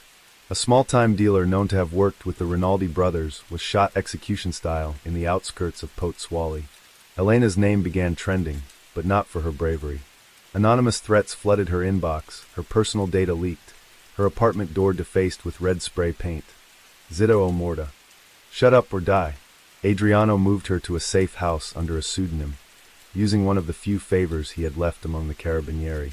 It wasn't much, just a sparse seaside cabin once used for witness protection during the anti-mafia trials of the 90s. But it had no Wi-Fi, no cameras, and only one entrance. There, with only a battered laptop and the roar of the ocean for company, Elena continued digging. "Romano's bigger than you think," she told Adriano over a burner phone. "It's not just Naples. He's got people in Milan, Florence, even Berlin. They're running COVID relief scams across Europe. He's laundering cash through PPE suppliers, ghost clinics, even funeral homes." Adriano felt the weight of her words settle on him like a second skin. This wasn't just a vendetta anymore. It was an infection of another kind, slow, invisible, lethal. The more they exposed, the clearer it became that Romano wasn't operating alone. Somewhere above him, above even the Camorra's internal hierarchy, there were political sponsors, foreign investors, digital architects. It was organized crime evolved, no longer limited to drugs or extortion. This was a business empire cloaked in emergency, made legitimate by urgency. Adriano followed the money trail as far as he could. One name kept appearing in offshore banking logs: Pietro Savo, a real estate magnate with deep connections in both Roman Parliament and several pharmaceutical import companies. Publicly, Savo was a philanthropist, having donated millions to hospitals during the peak of the pandemic. Privately, he had been investigated multiple times for racketeering, each time escaping charges due to lack of evidence. It became clear that Savo was Romano's financial architect, and more than that, his shield. If they were going to bring Romano down, they had to break the shield. Adriano knew that prosecuting Savo would be impossible through legal means. He had too many judges in his pocket. So instead, Adriano made a decision that crossed a line he once swore never to breach. He contacted Fausto Marinelli, a former Camorra consigliere turned fugitive, who had fled to Switzerland years ago after a failed assassination attempt. Fausto had one rule: never speak to cops. But Adriano wasn't calling as a cop. He was calling as a man who had nothing left to lose. They met in Zurich in secret, in a cafe that smelled of rain and memory. Fausto was older, grayer, but his mind was sharp. "You want Savo?" he asked, sipping bitter espresso. "Then don't chase him. Undermine him. Make his investors nervous. Pull the rug." Fausto handed him a flash drive. "Everything you need to destroy his network is on here. But once you use it, you'll never be safe again. You're not exposing a man. You're declaring war." Adriano returned to Naples with the drive and gave a copy to Elena. Together, they began leaking small pieces: anonymous audits, internal emails, bank records. Whistleblowers began emerging, cautiously at first, then with increasing boldness. Savo's empire cracked under the weight of scrutiny, and within a week, the European Financial Authority launched an investigation. Stockholders abandoned ship. Properties were seized. And for the first time in years, Romano found himself vulnerable. Without funding, without protection, he began to make mistakes. One of his couriers was caught in Ravenna, his phone filled with encrypted messages. A chemist linked to his counterfeit drug operation was arrested in Palermo. And then came the real break. A warehouse outside Salerno raided by health officials revealed not only fake medicines, but a torture room, complete with cameras, bloodstains, and IDs belonging to 3 missing informants. The story turned from corruption to horror. Public outrage followed like wildfire, but justice in Italy is never clean. Just as warrants were being drafted for Romano's arrest, news broke that Pietro Savo had died of cardiac arrest in his home. No autopsy, no funeral, no investigation. It was a message as much as a mystery. Romano still had teeth. Adriano returned to his apartment, rebuilt but still haunted, and waited. He knew Romano wouldn't flee. Men like him didn't run. They erased. And if Adriano had made it to the top of Romano's list, he wouldn't hear the gunshot. He would feel the silence. And yet, deep down, he also knew this wasn't about survival anymore. It was about defiance. As the sun set over Naples, bleeding orange into the bay, Adriano poured himself a glass of wine, placed his badge on the table, and loaded his service weapon. Somewhere out there, Romano was watching. And so was he. Let's jump to next story. Story 6. Shadows under the mole. In the heart of Turin, where the mole Antonelliana pierced the gray sky like a needle through silk, Inspector Luca Martelli stood motionless, the rain soaking through his trench coat, eyes fixed on the body sprawled across the tram tracks. It was the third in 2 weeks, same method, same signature, same eerie message scrawled in red ink on a piece of sheet music tucked inside the victim's jacket. Harmony is silence in disguise. The media had already christened the killer, the composer. Turin, a city of precision and elegance, had always hidden its shadows beneath art and culture, but this was different. This was not a crime of passion or desperation. It was performance. A grotesque sonata of death unfolding movement by movement. The victim, a local music teacher named Alessio Fiori, had no criminal record, no debts, and no known enemies. Yet his lifeless body, blood pooling beneath his shattered ribs, was arranged with the same disturbing care as the others. His left hand clasped over his heart, his right extended outward as if reaching for something just beyond the frame. Luca crouched beside him, the cold of the tracks biting into his knees, and studied the message again. Red ink. Same font. No fingerprints. The music sheet was from a Chopin nocturne this time. Last week it was Bach. Always classical. Always melancholy. He turned to forensic texts swarming behind the caution tape, the sirens blending with the rolling thunder overhead. Have ballistics matched anything yet? He asked. A young officer shook her head. No projectile, no powder burns. Cause of death's blunt force trauma. Same as the others. Luca nodded grimly. Whoever the composer was, he was careful, controlled, and likely far more intelligent than the city was prepared to admit. Back at the Questura, the police headquarters, Luca paced his dimly lit office, the walls lined with case files and photos of the victims. All 3 men had some connection to Turin's classical music scene. One was a violinist in the city orchestra, another a piano tuner with a side business in vintage instruments. And now Alessio. A pattern was emerging, subtle but clear. The composer was killing artists, all linked by their shared mastery of sound. But the deeper Luca probed, the stranger the details became. Each victim had once been affiliated with the same institution, the Conservatorio Giuseppe Verdi, the city's most prestigious music school. And more specifically with one man, Maestro Carlo Ventresca. Ventresca had been a revered figure in Turin's artistic circles until a scandal 10 years earlier forced his quiet resignation. Rumors of abuse, manipulation, and coercion had surfaced among his former students, but nothing had ever been proven. The charges disappeared. Witnesses recanted, and Ventresca vanished into retirement, his legacy smeared but not erased. Luca had tried to reopen the case back then, fresh out of detective school, and still naive enough to think justice could be forced. He'd met with victims, fought red tape, even lost a friend over the politics of it all. But in the end, the Conservatorio's board closed ranks. The press moved on. Ventresca walked away, and Luca had never stopped thinking about it.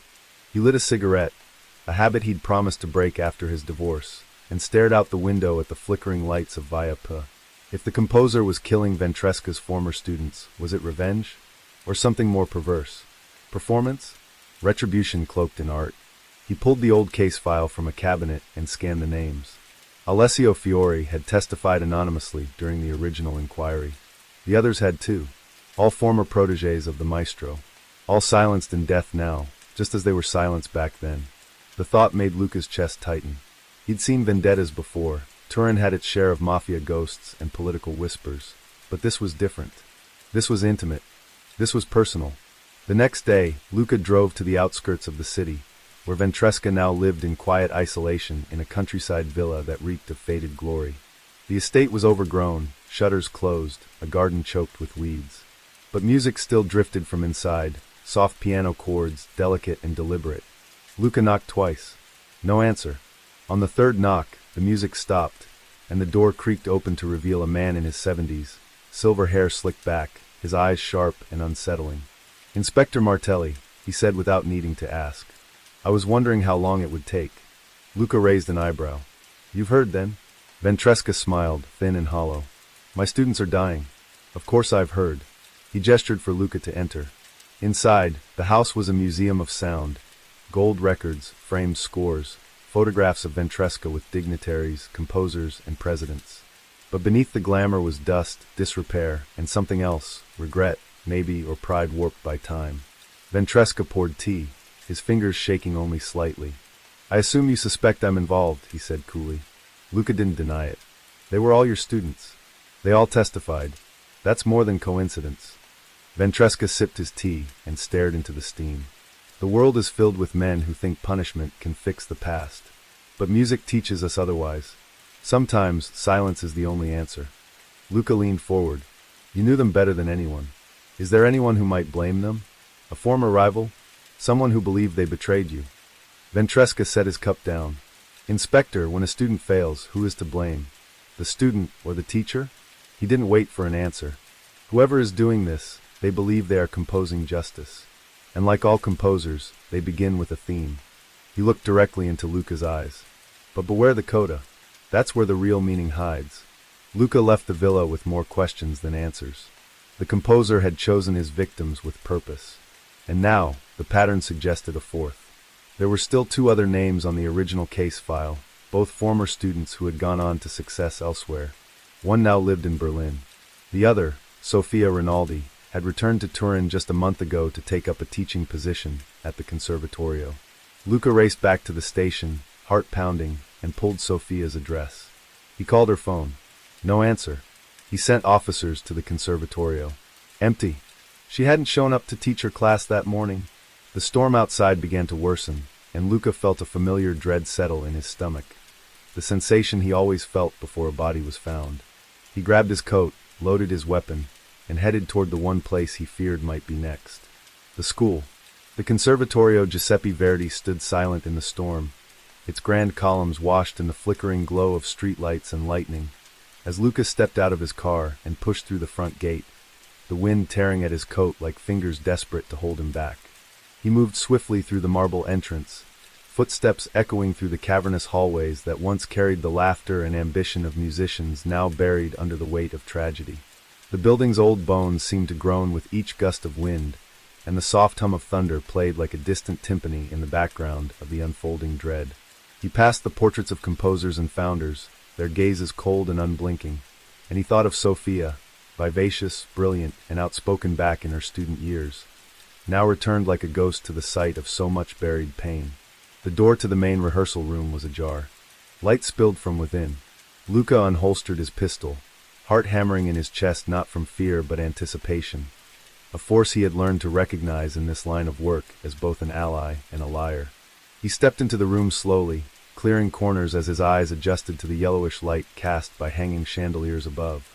At the center of the vast room was the grand piano, its lid lifted like a mouth mid-aria, and beside it, lying motionless on the floor, was Sofia Rinaldi. For a moment, he thought he was too late. Her hair was splayed across the floor like ink in water, and her arms were bound with red ribbon, echoing the color of the ink used on the previous victim's notes. But she stirred barely, and let out a weak groan. Alive. He rushed to her, cutting the ribbons with his pocket knife and checking her pulse. Faint, but steady. No blood. No obvious injuries. A sedative, maybe. She tried to speak, but her mouth was gagged with the torn corner of a score sheet, Beethoven this time. He removed it gently, and she gasped in air like a diver breaking through the surface of dark water. "He's here," she whispered. "He's watching." Luca froze. He turned toward the mezzanine level above the rehearsal room, where rows of chairs overlooked the stage like an old opera house. A flicker of movement, the creak of floorboards. Without thinking, he gave chase. The stairwell was narrow, the air thick with dust and forgotten performances. He reached the mezzanine just in time to see a figure in a dark coat disappear behind a velvet curtain. Luca followed, adrenaline burning through his limbs, heart roaring in his ears. The hallway behind the curtain was tight and lined with forgotten props and stage decorations from past productions. Harps, broken violins, costumes that reeked of mothballs and history. The fugitive was fast but not silent. A crash ahead gave away his direction. Luca rounded a corner and saw him. A man in his mid-30s, lean and intense, with eyes that burned with something between brilliance and madness. He turned to face Luca, no weapon visible, only a conductor's baton held like a dagger. "You don't understand the music," the man said, voice calm and steady even as his chest heaved. "They thought they could erase what was done, that they could walk away and leave the rest of us in silence." Luca raised his gun, steady but unwilling to shoot unless he had to. "Drop the baton. Get on your knees. Now." But the man didn't move. He stepped forward, slow and deliberate. They were complicit. All of them. Ventresca wasn't the only monster. They played along. Sophia was next. She lied to protect him. She sang in his chorus of cruelty. "And now you've ruined the crescendo." Luca's finger tensed on the trigger. "Who are you?" he asked, though deep down he already knew. The name came to him like a memory from a forgotten melody, Matteo D'Angelo. Another former student. Not a witness in the original case, but mentioned in passing. A promising composer who'd suffered a breakdown after Ventresca's fall, dropped out, and vanished from the records. "They said you left the conservatorio," Luca continued. "That you disappeared." Matteo smiled. "I didn't disappear. I was silenced. Like all of us.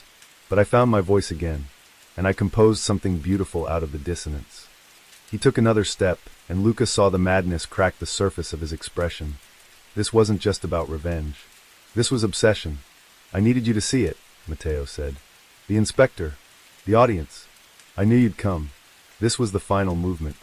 And with that, he turned and ran again, darting through a side door that led to the rooftop stairwell. Luca cursed and followed.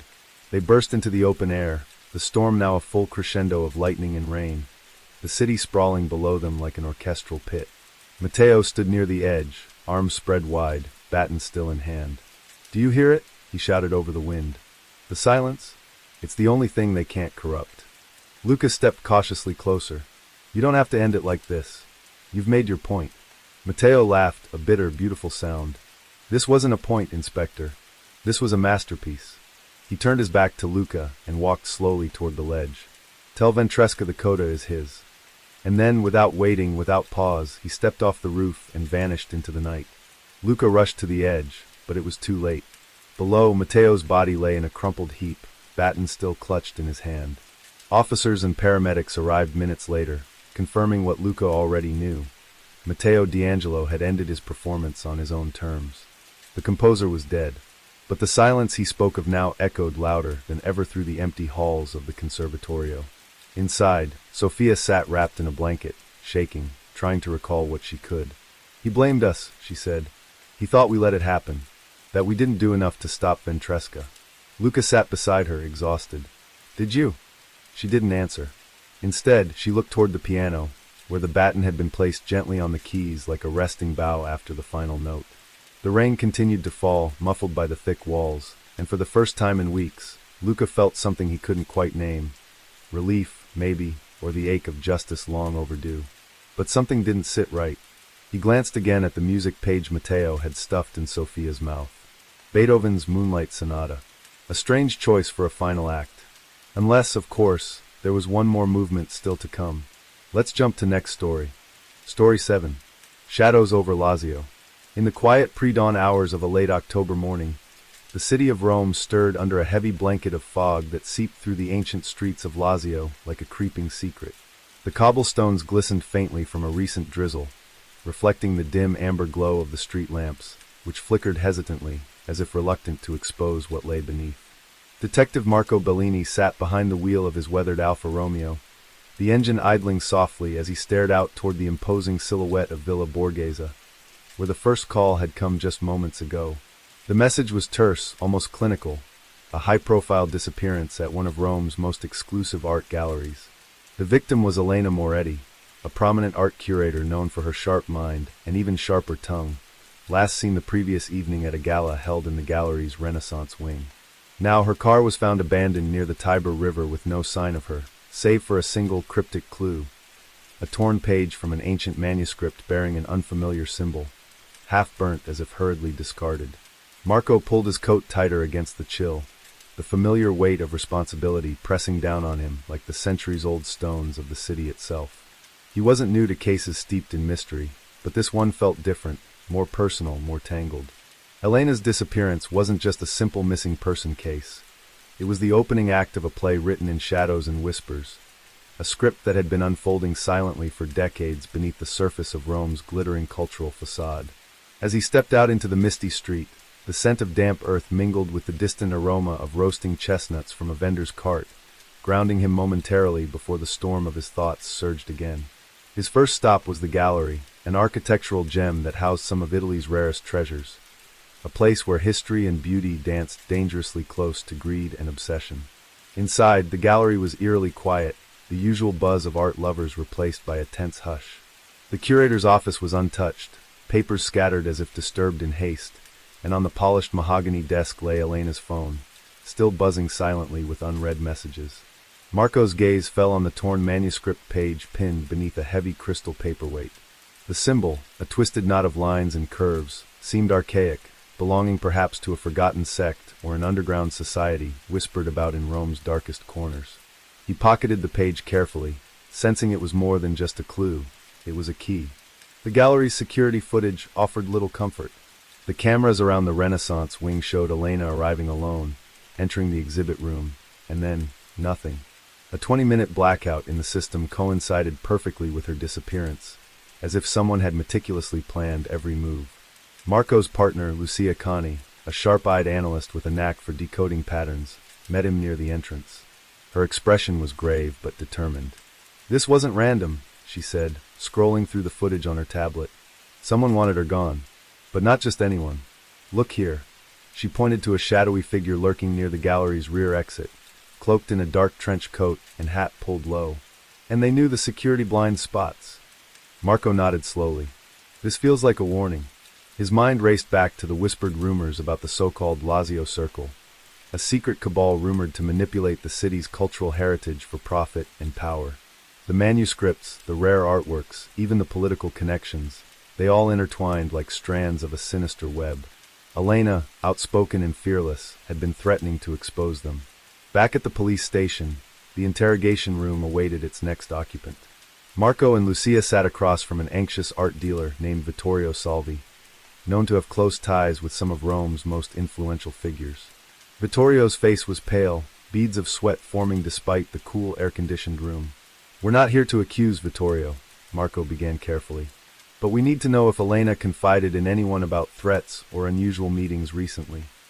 Vittorio swallowed hard, then sighed. Elena was digging into something big, something she said could shake the foundations of Rome's art world. She was afraid of losing her job, her reputation. But I thought she was being paranoid. Maybe she was right. Lucia leaned forward. "Did she mention any names?" "Not directly," Vittorio admitted. "But she did mention a hidden auction that takes place once every few years, involving pieces no one knows about. Items stolen, or perhaps worse. She wanted to stop it, to bring it to light." Marco exchanged a look with Lucia. This was no longer just about a disappearance. It was a battle against a shadow empire controlling the very soul of Lazio's culture. And the deeper they dug, the more dangerous it became.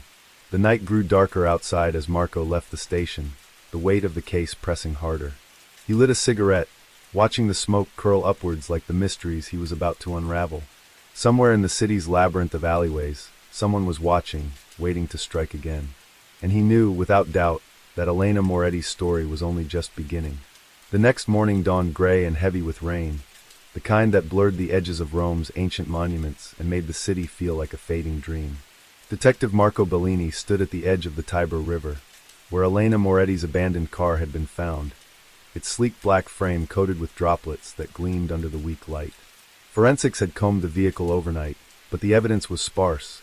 No signs of a struggle, no fingerprints beyond Elena's own, and no indication of where she might have gone. It was as if she had vanished into thin air, swallowed by the city itself. Marco's instincts told him otherwise. Elena was a fighter, not someone to disappear willingly, especially not when she was so close to uncovering something dangerous.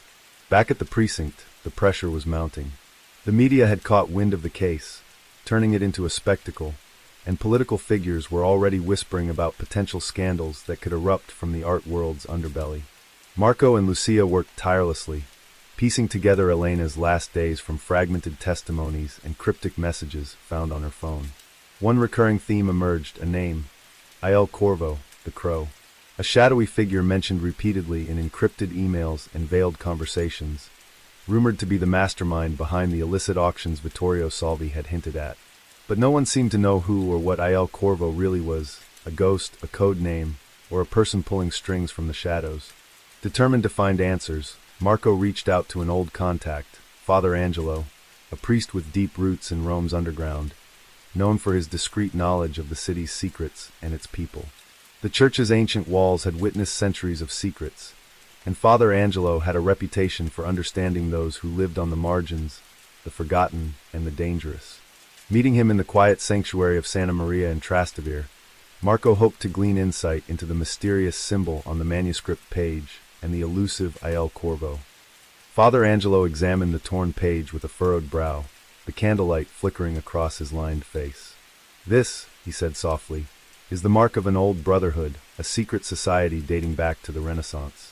They called themselves La Società del Corvo, the Society of the Crow, guardians of forbidden knowledge, but also keepers of dark bargains. Their influence never truly died. It simply hid beneath layers of time and power." He looked up, eyes shadowed. If Elena stumbled upon this, she was in grave danger. That afternoon, Marco and Lucia visited the grand villa of Elena's closest friend and fellow curator, Isabella Ricci. The villa overlooked the rolling hills outside Rome, a stark contrast to the city's stone and mist. Isabella was visibly shaken, her usual composure cracked by worry. Elena was obsessed with the auctions, Isabella confessed. She believed they were not just about selling stolen art, but about controlling history itself. Priceless artifacts were disappearing, replaced by forgeries, and those who resisted were silenced. She wanted to expose them before it was too late. Marco noted the fear in Isabella's voice, the weight of betrayal that came with knowing such secrets. As they left, a shadow moved swiftly across the garden's edge, unnoticed by anyone but Marco, who instinctively reached for his phone to capture the fleeting figure, but it vanished before he could. That evening, the city's pulse quickened. Marco's phone buzzed with an anonymous tip, an address on the outskirts of Rome, where a secret gathering was said to take place. Under the cover of darkness, Marco and Lucia drove through winding roads flanked by towering cypresses, their headlights cutting through the fog like blades. The destination was a dilapidated warehouse near the abandoned industrial district, its facade scarred by years of neglect and graffiti. Inside, the air was thick with tension and the smell of damp concrete. Whispers echoed off the walls as a clandestine auction was in full swing, guarded by men in dark suits and faces obscured by shadows. Priceless relics lay on tables draped in velvet, ancient coins, Renaissance paintings, and manuscripts whose value transcended money. Marco's heart pounded as he scanned the crowd, searching for a clue, a face, or the elusive Il Corvo. Suddenly, a voice hissed in his ear, low and urgent. "They know you're here. You're playing a dangerous game, detective." Marco spun to see a figure cloaked in black, the edges of a crow's feathered mask visible in the dim light. The warning was clear: retreat, or risk becoming the next victim in a deadly conspiracy. As they slipped away into the night, Marco's mind raced. The layers of deceit were deeper than he'd imagined. The Society of the Crow was not just a myth. It was a living force, orchestrating a ruthless campaign to rewrite history and silence anyone who dared oppose them. And Elena's fate was intertwined with this dark web. Back at the station, late into the night, Marco studied the connections, mapping out the network of players involved, from corrupt officials to wealthy collectors and shadowy enforcers. The puzzle pieces were jagged, but slowly, a picture emerged of a city caught between past and present, where power was traded like currency and trust was a rare commodity. As dawn approached, Marco lit another cigarette, his hands trembling with exhaustion and determination. Somewhere in the labyrinth of Rome's alleys and ancient vaults, Elena Moretti was fighting to survive, or already lost to the darkness that threatened to engulf them all. The sun had barely risen over Rome when Marco Bellini received an unexpected call that shattered the fragile calm of the early morning. The voice on the other end was distorted, but the message was unmistakable. A location, an abandoned chapel in the countryside outside Lazio, and a warning: "Come alone if you want to find Elena." Every instinct screamed at Marco to refuse, but the thought of leaving Elena trapped in the shadows, her fate unknown, pushed him forward.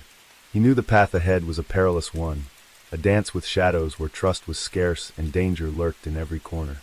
The drive was long and silent, the road winding through olive groves and vineyards bathed in the golden light of dawn.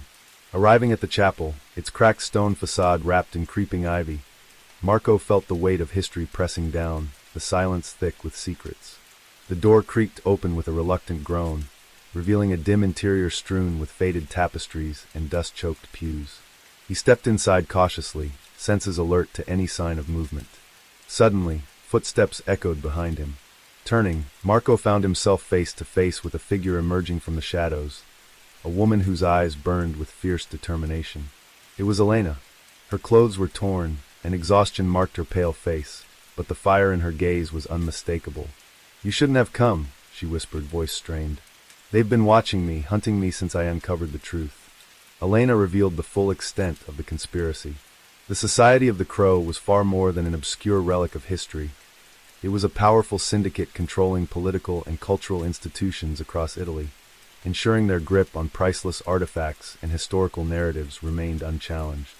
Elena's research had led her to documents proving the Society's infiltration into government offices and law enforcement, evidence that could dismantle their empire. But it also made her a marked woman, targeted for elimination by those who thrived on lies and silence. As they spoke, the chapel's ancient windows rattled under a sudden gust of wind, and distant voices echoed. The Society had found them. With no time to lose, Marco and Elena navigated the labyrinthine crypt beneath the chapel, where frescoes depicting angels and demons seemed to watch their every move. Their escape was harrowing. The cold stone corridors and hidden passages were a maze of danger, but the knowledge Elena carried was a beacon of hope. Outside, their pursuers closed in, shadows merging with the morning mist. A tense chase ensued through the narrow country lanes, the sound of footsteps and barking dogs closing the distance. Marco's training kept him one step ahead, his mind racing to protect Elena and secure the evidence that could bring the Society down. Finally, at a small farmhouse on the edge of a forest, they found brief sanctuary. As dawn broke fully, Elena handed Marco a flash drive containing her findings. Encrypted files revealing the names of corrupt officials, the routes of stolen artifacts, and plans for future operations. The weight of the secret was immense, but so was the resolve to see justice done. In the days that followed, with the flash drive secured and the story verified by trusted allies, the investigation exploded into the public eye.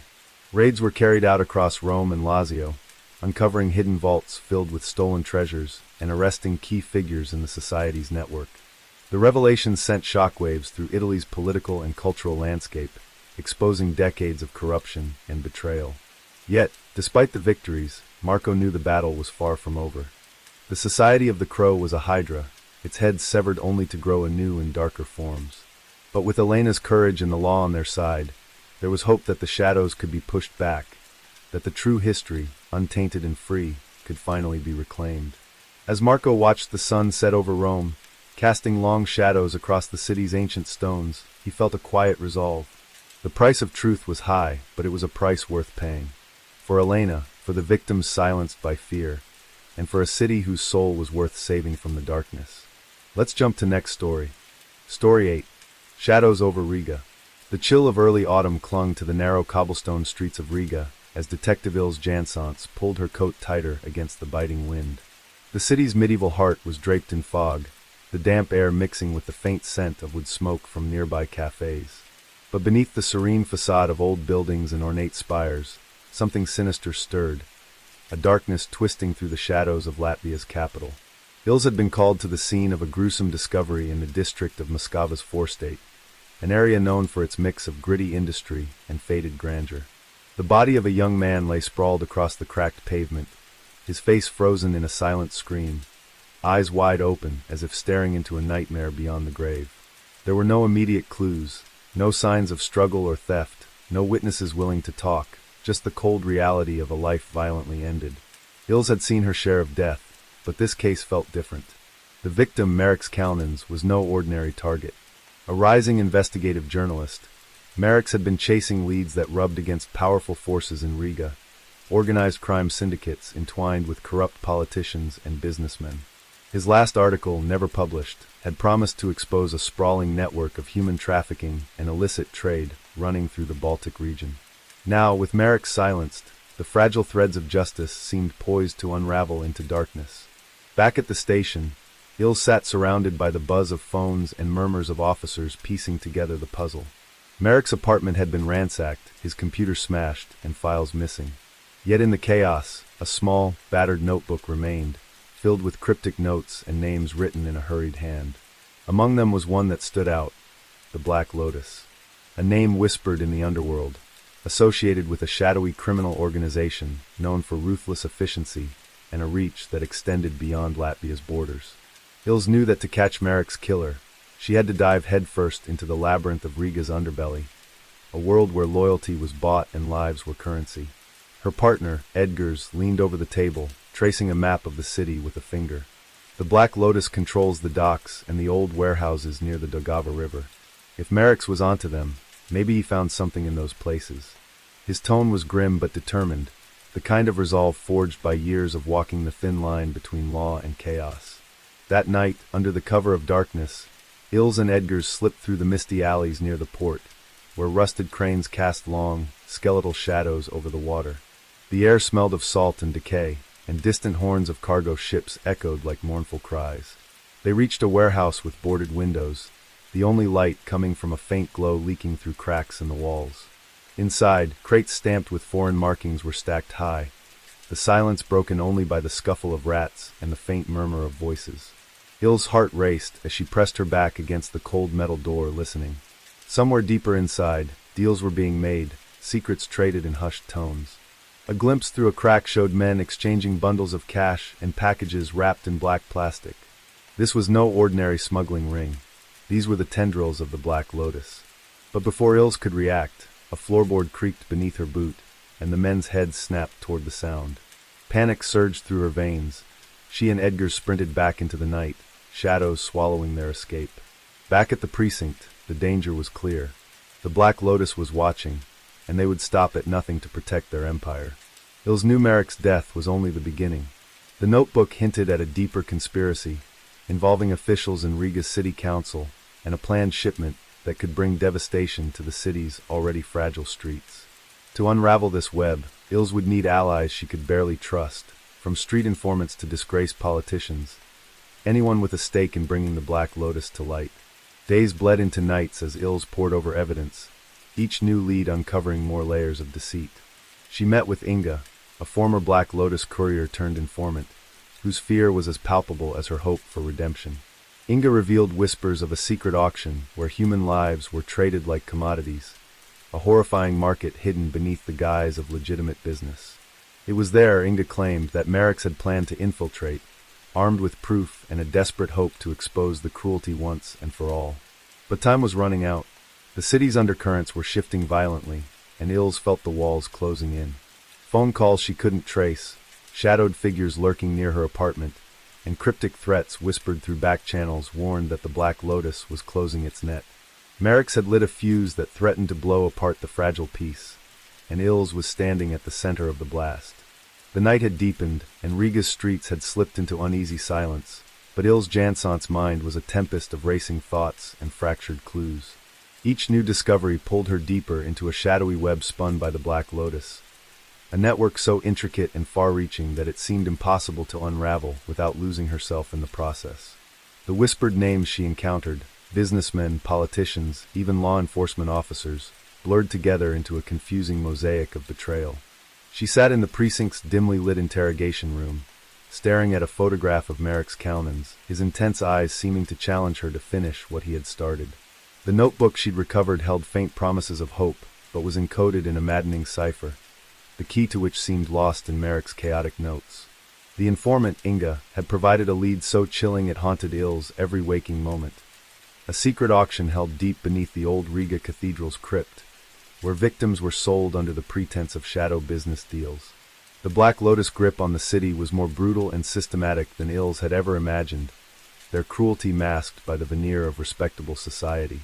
The knowledge ignited a fierce determination. She would attend the auction, gather evidence, and bring the entire operation crashing down. But to do so meant stepping into the lion's den, risking everything, including her own life. The following evening, disguised in plain clothes, Ilse entered the cathedral under the cover of darkness.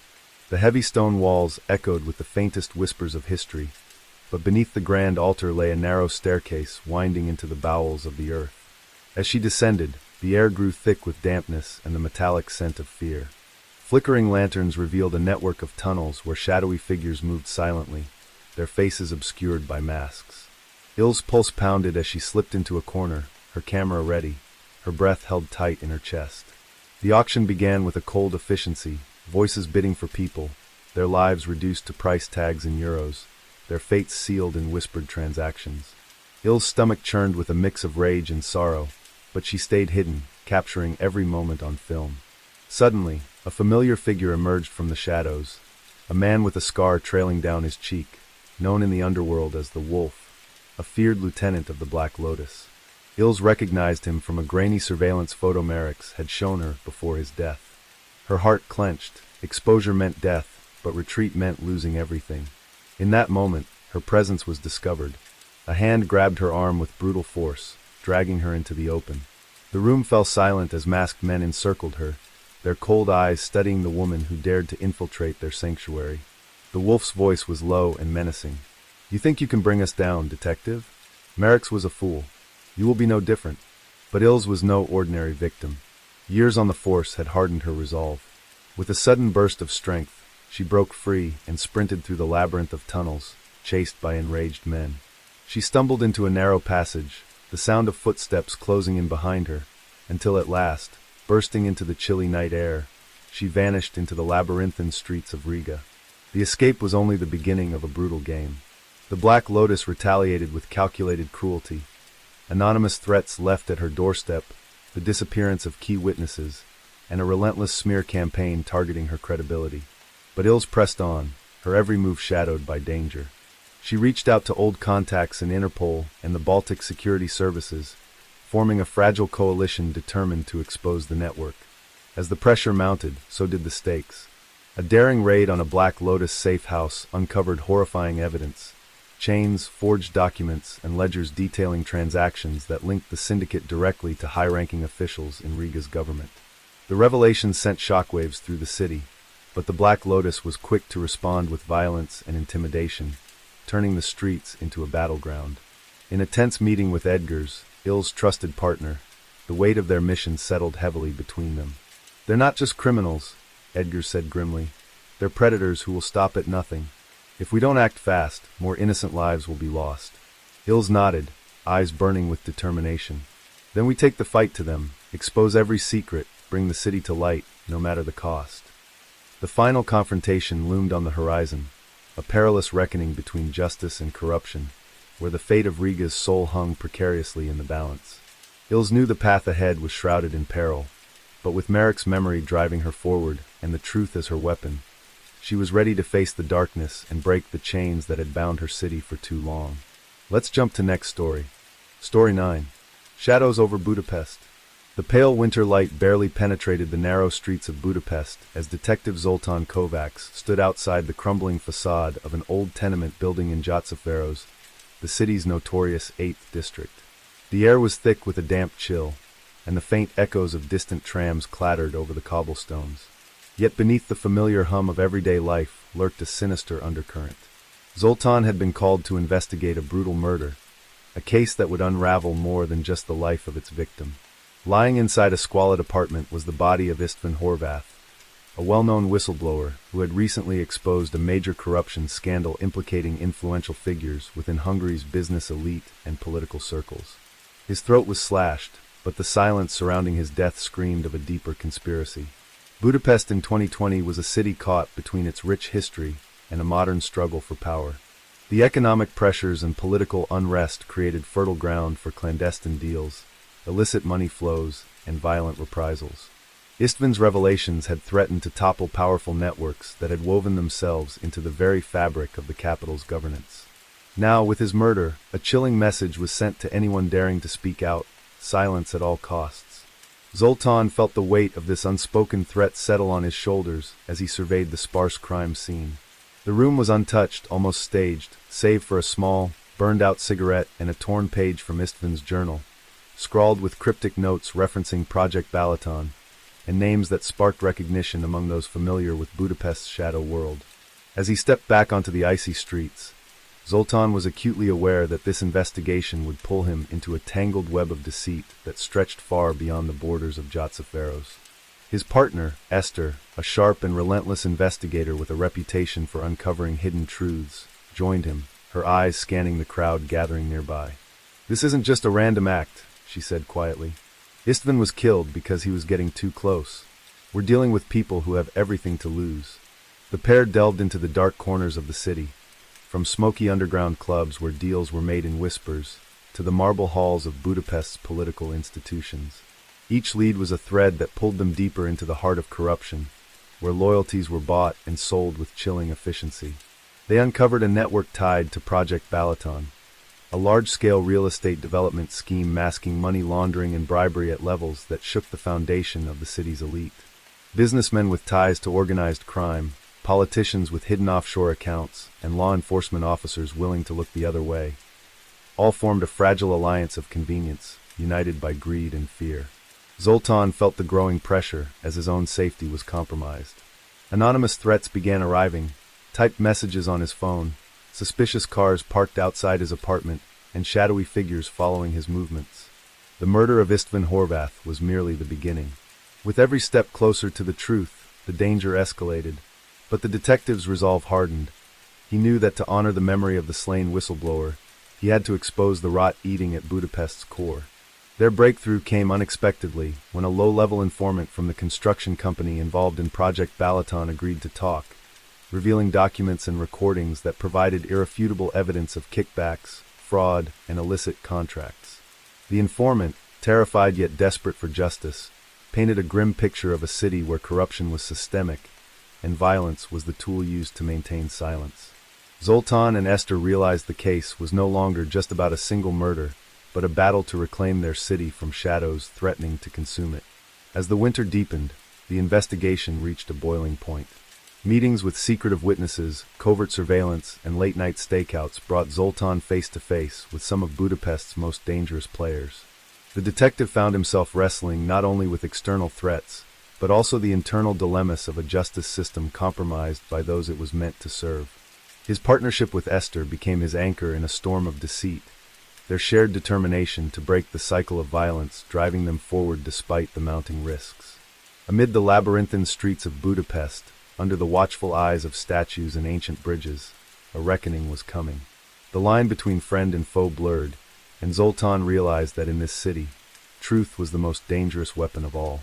The story of Istvan Horvath's murder was the first crack in a facade built on lies, but shattering it would demand everything Zoltan had: his courage, his faith in justice, and his willingness to face the darkness that had claimed too many lives before his. The biting cold of the Hungarian winter seemed to seep into Zoltan Kovac's very bones as he and Esther pored over the evidence they had gathered. Each document, each recorded conversation, was like a jagged shard piercing the thin veil of order that still hung over Budapest. The truth they were uncovering was darker and more pervasive than either had dared imagine, a tangled nexus of greed, power, and violence that reached into the highest echelons of government and commerce. Project Balaton was not just a corrupt development scheme. It was a smokescreen for an extensive criminal enterprise, moving money, silencing opposition, and manipulating public opinion through intimidation and media control. The scale of it stunned Zoltan. He was no stranger to corruption, but this was something else entirely, a systematic strangling of democracy itself. In the cramped, dimly lit office that served as their makeshift command center, Zoltan's eyes traced the names and figures sprawled across the walls. Politicians, businessmen, media moguls, all connected by secret deals and whispered threats. The more they uncovered, the more dangerous their work became. The anonymous threats escalated into physical warnings. His car was vandalized, surveillance devices were discovered near his apartment, and Esther narrowly avoided a brutal attack one rainy night in a back alley. But retreat was not an option. Every fiber of Zoltan's being screamed that the city needed justice, and that he was the only one who could deliver it. The turning point came when they managed to secure a meeting with an unexpected ally, Victor Farkas, a former insider in the ruling party who had grown disillusioned with the rampant corruption. His information was explosive, linking Project Balaton to a shadowy consortium controlling contracts for everything from construction to law enforcement. Victor described how bribes and kickbacks flowed like rivers, how inconvenient witnesses were quietly disappeared, and how the media was manipulated to distract the public. "They don't just want power," Victor said in a hushed, fearful tone. "They want total control, and they will burn the city to ashes to keep it." Fueled by Victor's testimony and the mountains of evidence, Zoltan and Esther prepared a case that could bring down some of Hungary's most untouchable figures. But they knew the risks. The corrupt elite had eyes everywhere, and their enforcers were ruthless. The final act would not be played out in the courtroom, but in the shadows of Budapest's streets, where violence and silence were the ultimate currency. In the days that followed, Zoltan coordinated with federal prosecutors and anti-corruption units, planning simultaneous raids on multiple fronts. The tension was palpable. The city seemed to hold its breath as news of the impending operation leaked through underground channels. On the eve of the raids, Zoltan found himself walking alone along the Danube, the cold wind biting at his face as he stared at the illuminated Parliament building. It was a symbol of hope and despair intertwined, a reminder that the fight for justice was never simple, but always necessary. The raid struck at dawn. Police forces stormed luxurious offices, construction sites, and private residences, arresting key figures while seizing accounts and documents. The shockwaves rippled through Budapest's power corridors. But the retaliation was swift and brutal. The day after, a bomb exploded near a government building, shattering windows and sending a clear message to anyone who dared oppose the shadow network. Zoltan received a direct threat carved into his front door, warning that the war was far from over. Despite the violence, the public response was electric. Citizens rallied, protests erupted demanding accountability, and the media, some outlets finally breaking free from manipulation, spotlighted the scandal with relentless scrutiny. For the first time in years, hope stirred in the city's heart. Yet Zoltan knew that the path ahead remained fraught with danger. The criminal network was adaptive, and its tendrils reached far beyond Budapest's borders. As the investigation deepened, Zoltan grappled with betrayals from unexpected quarters. Colleagues undermined the effort, evidence mysteriously vanished, and alliances fractured.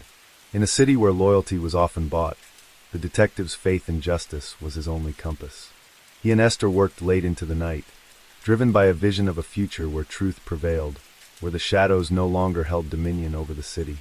The murder of Istvan Horvath, once a grim puzzle, had become the catalyst for change. It had awakened a city to the dark underbelly of its power structures and ignited a fierce battle between light and shadow. As dawn broke over Budapest once more, Zoltan stood ready, knowing the road to justice would be long, painful, and uncertain, but refusing to yield until the last secret was unearthed and the last corrupt figure held accountable. The weeks that followed the dramatic raids marked a turning point in the turbulent saga that had gripped Budapest. Detective Zoltan Kovacs found himself navigating an ever-shifting landscape of power, deception, and danger, where allies were scarce and enemies lurked behind every door. Though the operation had succeeded in detaining several key figures tied to Project Balaton, the real battle was far from over. The city's veins still pulsed with corruption, and the ripples of the scandal had begun to unsettle the fragile balance that held Hungary's political and economic elite together. As Zoltan sat in his dimly lit office late one evening, the weight of responsibility pressed heavily on his shoulders. The ghosts of those lost, like Istvan Horvath, haunted his thoughts, fueling a relentless determination to see justice served no matter the cost. The aftermath of the arrests unleashed a violent backlash. Vengeful factions within the criminal network struck back with precision and cruelty, targeting witnesses, informants, and even low-level officers loyal to Zoltan's cause. Esther barely escaped an ambush that left two of their trusted contacts dead. Yet, amidst the chaos, a fragile flame of hope persisted. The public outcry grew louder, demanding transparency and accountability, and a coalition of reform-minded politicians and civil society groups began to push for systemic changes. But the entrenched powers resisted fiercely, using every tool at their disposal to undermine the investigation, from legal maneuvers to media manipulation and covert intimidation campaigns. Amid this maelstrom, Zoltan uncovered a critical piece of evidence, a a ledger detailing payments and meetings that linked several high-ranking government officials directly to the criminal consortium behind Project Balaton. This discovery was explosive, promising to dismantle the corrupt nexus from the inside out. However, it also made Zoltan a marked man. His phone was hacked, his movements surveilled, and his family subtly threatened. Still, he pressed on, driven by a fierce moral compass and a deep belief that Budapest could be cleansed of the darkness that had tainted it for too long. The investigation reached a crescendo when Zoltan secured a secret meeting with an influential parliamentarian who had grown disillusioned with the system's decay. The politician, risking everything, agreed to testify publicly, exposing the intricate web of corruption and criminal collusion that had manipulated Hungary's governance. The resulting parliamentary inquiry sent shockwaves through the nation, forcing resignations and criminal prosecutions at unprecedented levels. For a moment, it seemed that the tide was turning, that justice might finally triumph over corruption. Yet, even as the city celebrated a hard-won victory, Zoltan knew the fight was far from over. The roots of corruption ran deep, nourished by decades of complacency and fear. The criminal networks adapted swiftly, shifting their methods and alliances to evade the law's grasp. And in the shadows, new threats emerged, more insidious and elusive than before. The detectives' work had become not just a pursuit of criminals, but a battle for the soul of Budapest itself. In quiet moments, away from the storm, Zoltan reflected on the cost of this journey. The friends lost, the betrayals endured, and the personal sacrifices made in the name of justice. He understood that the path to a better future was long and uncertain, marked by pain and perseverance. Yet, despite the scars, hope remained his guiding light, a testament to the resilience of a city and its people, determined to reclaim their destiny from the grip of corruption. As winter thawed into spring, the streets of Budapest began to stir with renewed life and cautious optimism. The shadows still lingered, but the city's heart beat stronger, fueled by the courage of those who dared to confront the darkness. Detective Zoltan Kovacs stood at the forefront of this fragile renaissance, a silent guardian in a city forever changed by the truths he had uncovered. His story, and that of Istvan Horvath, was a reminder that even in the darkest times, the pursuit of justice could ignite a light powerful enough to pierce the deepest shadows. Let's jump to next story. Story 10. Shadows over Budapest. The cold winter air wrapped itself tightly around Budapest's ancient streets, a bitter reminder that beneath the city's historic beauty and vibrant culture, a darker world pulsed with quiet menace. In the heart of the city, beneath the imposing silhouette of the Parliament building, Detective Andras Sabo sat alone in his cluttered office, eyes fixed on the files strewn across his desk. It had been a year marked by a series of brutal and mysterious crimes, disappearances, murders, and a shadowy network of corruption that stretched far beyond the reach of ordinary law enforcement. Andras, a man worn down by years of fighting a system riddled with compromise, now faced a case that threatened to engulf him completely. The victim was Mark Varga, a young investigative journalist whose body had been found in a desolate alley near the Danube, a single bullet wound to the head, execution style. His last article hinted at exposing a powerful criminal syndicate operating within the city's elite, but the details were shrouded in secrecy, buried in encrypted files that even Mark had struggled to protect. Andras knew this was not just a murder, it was a message. The syndicate was sending a warning to anyone who dared probe too deeply. The city's underworld was a tangled web of deceit, and Mark's death was only the beginning. The detective pored over the evidence, piecing together the threads of Mark's final days. The journalist had been chasing leads about illegal arms trafficking and money laundering, linking high-profile politicians with organized crime groups. Yet every source was reluctant to speak, every lead cold and covered in layers of silence. Andras had long suspected that the city's police and judiciary were compromised, with corrupt officials protecting those who pulled the strings from the shadows. It was a game of power where the stakes were lives, and Andras had to tread carefully. As the night deepened, the city's noise faded to a dull hum. Andras pulled out a worn photograph, Mark, smiling, caught in a rare moment of happiness. The young man's idealism and bravery had cost him his life, but his work had ignited a spark that Andras couldn't ignore. With the help of Lila, a determined and resourceful cyber expert, the detective began to decrypt Mark's files, uncovering encrypted messages and hidden contacts. Each revelation was a step closer to unmasking the syndicate, but also deeper into a labyrinth of danger. The clues led to a clandestine meeting at an abandoned factory on the outskirts of the city, where arms deals and money exchanges took place under the cover of darkness. It was a perilous lead, but Andres knew it was his best chance to catch the killers and bring the truth to light. The following days were a relentless blur of surveillance, informants, and clandestine encounters. Budapest's narrow streets and grand boulevards became the backdrop of a silent war between justice and corruption. Andres and Lila moved through the city's shadows, gathering fragments of evidence while evading the watchful eyes of those who wanted the investigation to end. The deeper they delved, the more they realized how deeply the syndicate had penetrated the city's institutions, from the police force to the political parties, from the media to the judiciary. Trust was a luxury Andres could no longer afford. Every ally could be a potential enemy, every whispered conversation a trap. One cold evening, as Andres waited outside a decrepit cafe known to be a meeting place for informants, he spotted a figure slipping through the fog, a man known only as the Ghost, a fixer rumored to control the syndicate's covert operations. The encounter was brief and tense, with the Ghost offering a chilling ultimatum: cease the investigation or face consequences that would shatter everything Andres held dear. But the detective's resolve only hardened. The city's corruption was a cancer, and Mark's murder was the painful symptom that could no longer be ignored. With the files decrypted and new evidence in hand, Andres prepared to confront the syndicate's leaders, knowing full well that the path ahead was littered with betrayal, violence, and sacrifice. In the bitter chill of Budapest's winter, a battle for the soul of the city had begun. Andres Sabo was no longer just a detective. He was a beacon of resistance against the darkness that threatened to consume everything. The story of Mark Varga's death was only the opening chapter in a saga of crime, courage, and the relentless pursuit of truth in a city struggling to free itself from the shadows. The bitter cold that gripped Budapest seemed to seep into every corner of Andres Sabo's life as he plunged deeper into the investigation. The city, so vibrant and alive by day, transformed into a labyrinth of shadows and danger after dusk. Each lead uncovered felt like peeling back a layer of rot beneath the glossy surface of the capital. The clandestine factory on the outskirts had proven to be a crucial node. Surveillance footage captured the arrival of armored cars, the movement of crates marked with suspicious insignias, and men who spoke in hushed tones about shipments and payments. But the identity of the mastermind remained elusive.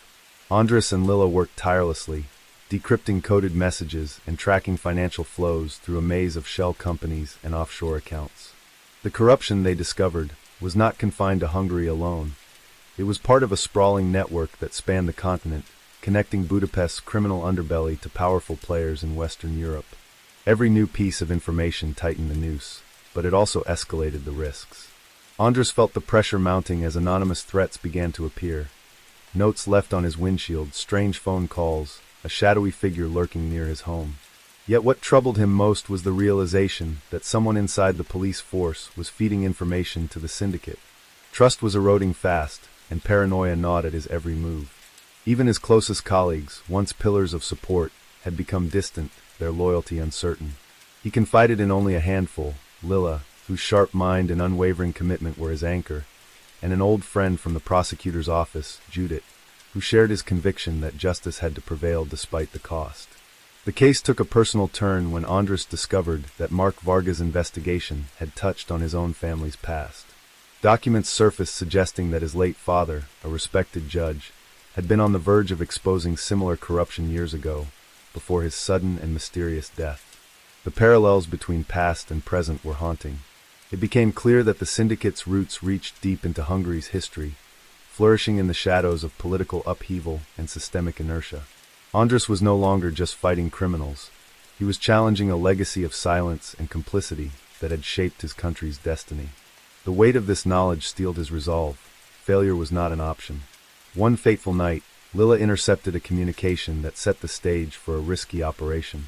A major arms deal was scheduled to take place at the docks near the Danube, under the cover of a storm that promised to wash away all traces.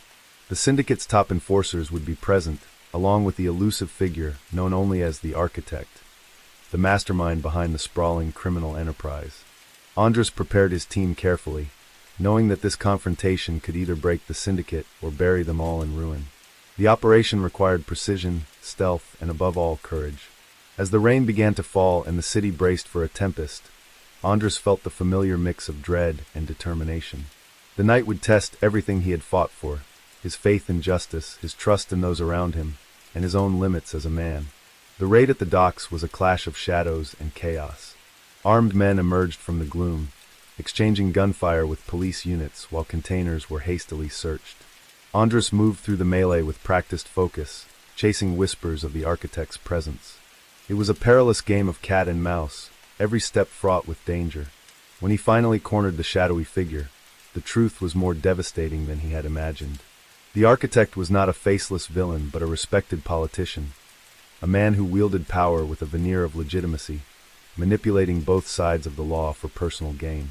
The revelation sent shockwaves through the operation and the city alike. Arresting him required careful negotiation, leveraging public outrage and political will to ensure justice was served without triggering a broader collapse. The aftermath was tumultuous. The trial captivated the nation, exposing a web of deceit that extended beyond Hungary's borders. Andres watched as his country wrestled with the painful truths laid bare: corruption, greed, and betrayal etched into its very fabric. Yet amidst the turmoil, a sense of hope flickered. Reforms were promised, institutions pledged to change, and ordinary citizens found courage to demand accountability. For Andres, the journey had been transformative, a battle against darkness that had cost him dearly but reaffirmed his belief in the power of truth. As he stood once again by the Danube, watching the city's lights reflect in the water, he knew the road ahead would be long and fraught with challenges. But Budapest, scarred yet resilient, was beginning to reclaim its soul. In the months following the dramatic trial, Budapest seemed to breathe a cautious sigh of relief.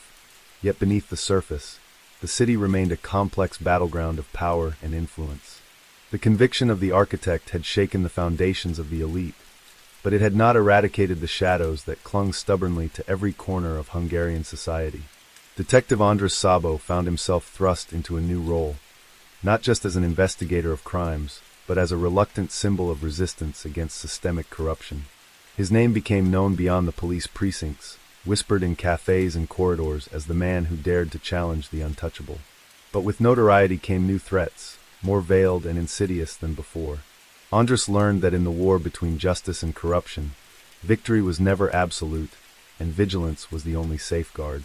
The scars of the investigation marked him deeply: the sleepless nights, the betrayals by those he once trusted, and the haunting memory of Mark Varga's lifeless eyes. Yet through it all, he found unexpected allies among ordinary citizens who refused to be silenced. Grassroots movements sprang up across Budapest, demanding transparency and reform, fueled by the very truths his investigation had uncovered. Andres attended rallies in the cold winter streets, standing among the crowd not as a hero, but as one of many who dreamed of a better future. The detectives' partnership with Lila deepened, their combined efforts symbolizing a new era where technology and determination could pierce the veils of secrecy that had long protected the powerful. Together, they worked to strengthen cold cases, expose minor officials still entangled with the syndicate, and build a digital archive accessible to the public, a beacon of accountability. Yet the path forward was fraught with complications. The syndicate, though weakened, had not vanished. It adapted, splintered into smaller cells, and found new ways to infiltrate the system. Andres faced the grim reality that crime and corruption were hydra-headed. Cut off one head, and two more would emerge. At times, the detective wrestled with despair, wondering if his sacrifices had truly made a difference or simply delayed the inevitable. His family bore the strain of his obsession. Friendships faded under the weight of his relentless pursuit of justice. But in quiet moments, he reminded himself that change, however slow and imperfect, was still progress. Mark Varga's death had not been in vain. It had sparked a movement that could no longer be contained. The greatest test came unexpectedly. A new wave of threats targeted Lila, forcing Andres to confront the syndicate's violent resolve. One cold evening, as they left the police headquarters, a car sped towards them, its headlights blinding, the sound of screeching tires slicing through the night. Instinctively, Andres pushed Lila aside, taking the brunt of the impact. The crash shattered bones and hope alike, but the syndicate had underestimated his resilience. Hospitalized and weakened, he was nonetheless determined to see the investigation through. The attack galvanized public opinion, sparking outrage and renewed demands for justice. Authorities were compelled to allocate more resources to dismantling the syndicate's remaining networks, and a new wave of arrests followed. Slowly, the tide began to turn. Corrupt officials faced prosecution, and reforms strengthened transparency in government agencies. Media outlets, once muzzled, regained their voice, and civil society flourished with renewed vigor. Budapest, a city of light and shadow, started to heal. Andras, though forever changed by his journey, found solace in the knowledge that the fight for justice was ongoing and collective. Standing on the banks of the Danube, watching the city's ancient bridges gleam under the rising sun, he felt a fragile hope blossom, that one day the shadows would retreat and Hungary would shine free of the darkness that had gripped it for so long. The story of Mark Varga, of Andras Sabo, and the countless others who dared to resist, became a legend whispered among the new generation. It was a reminder that even in the face of overwhelming corruption and danger, courage and truth could carve a path toward redemption. The scars on the city and its people were reminders of the cost of silence, but also of the power of speaking out. Andras knew the fight was far from over, but with every step forward, the shadows receded, not vanquished, but held at bay by those who refused to surrender. Budapest, like its people, was resilient, its story still unfolding beneath the ever-watchful eyes of the Danube.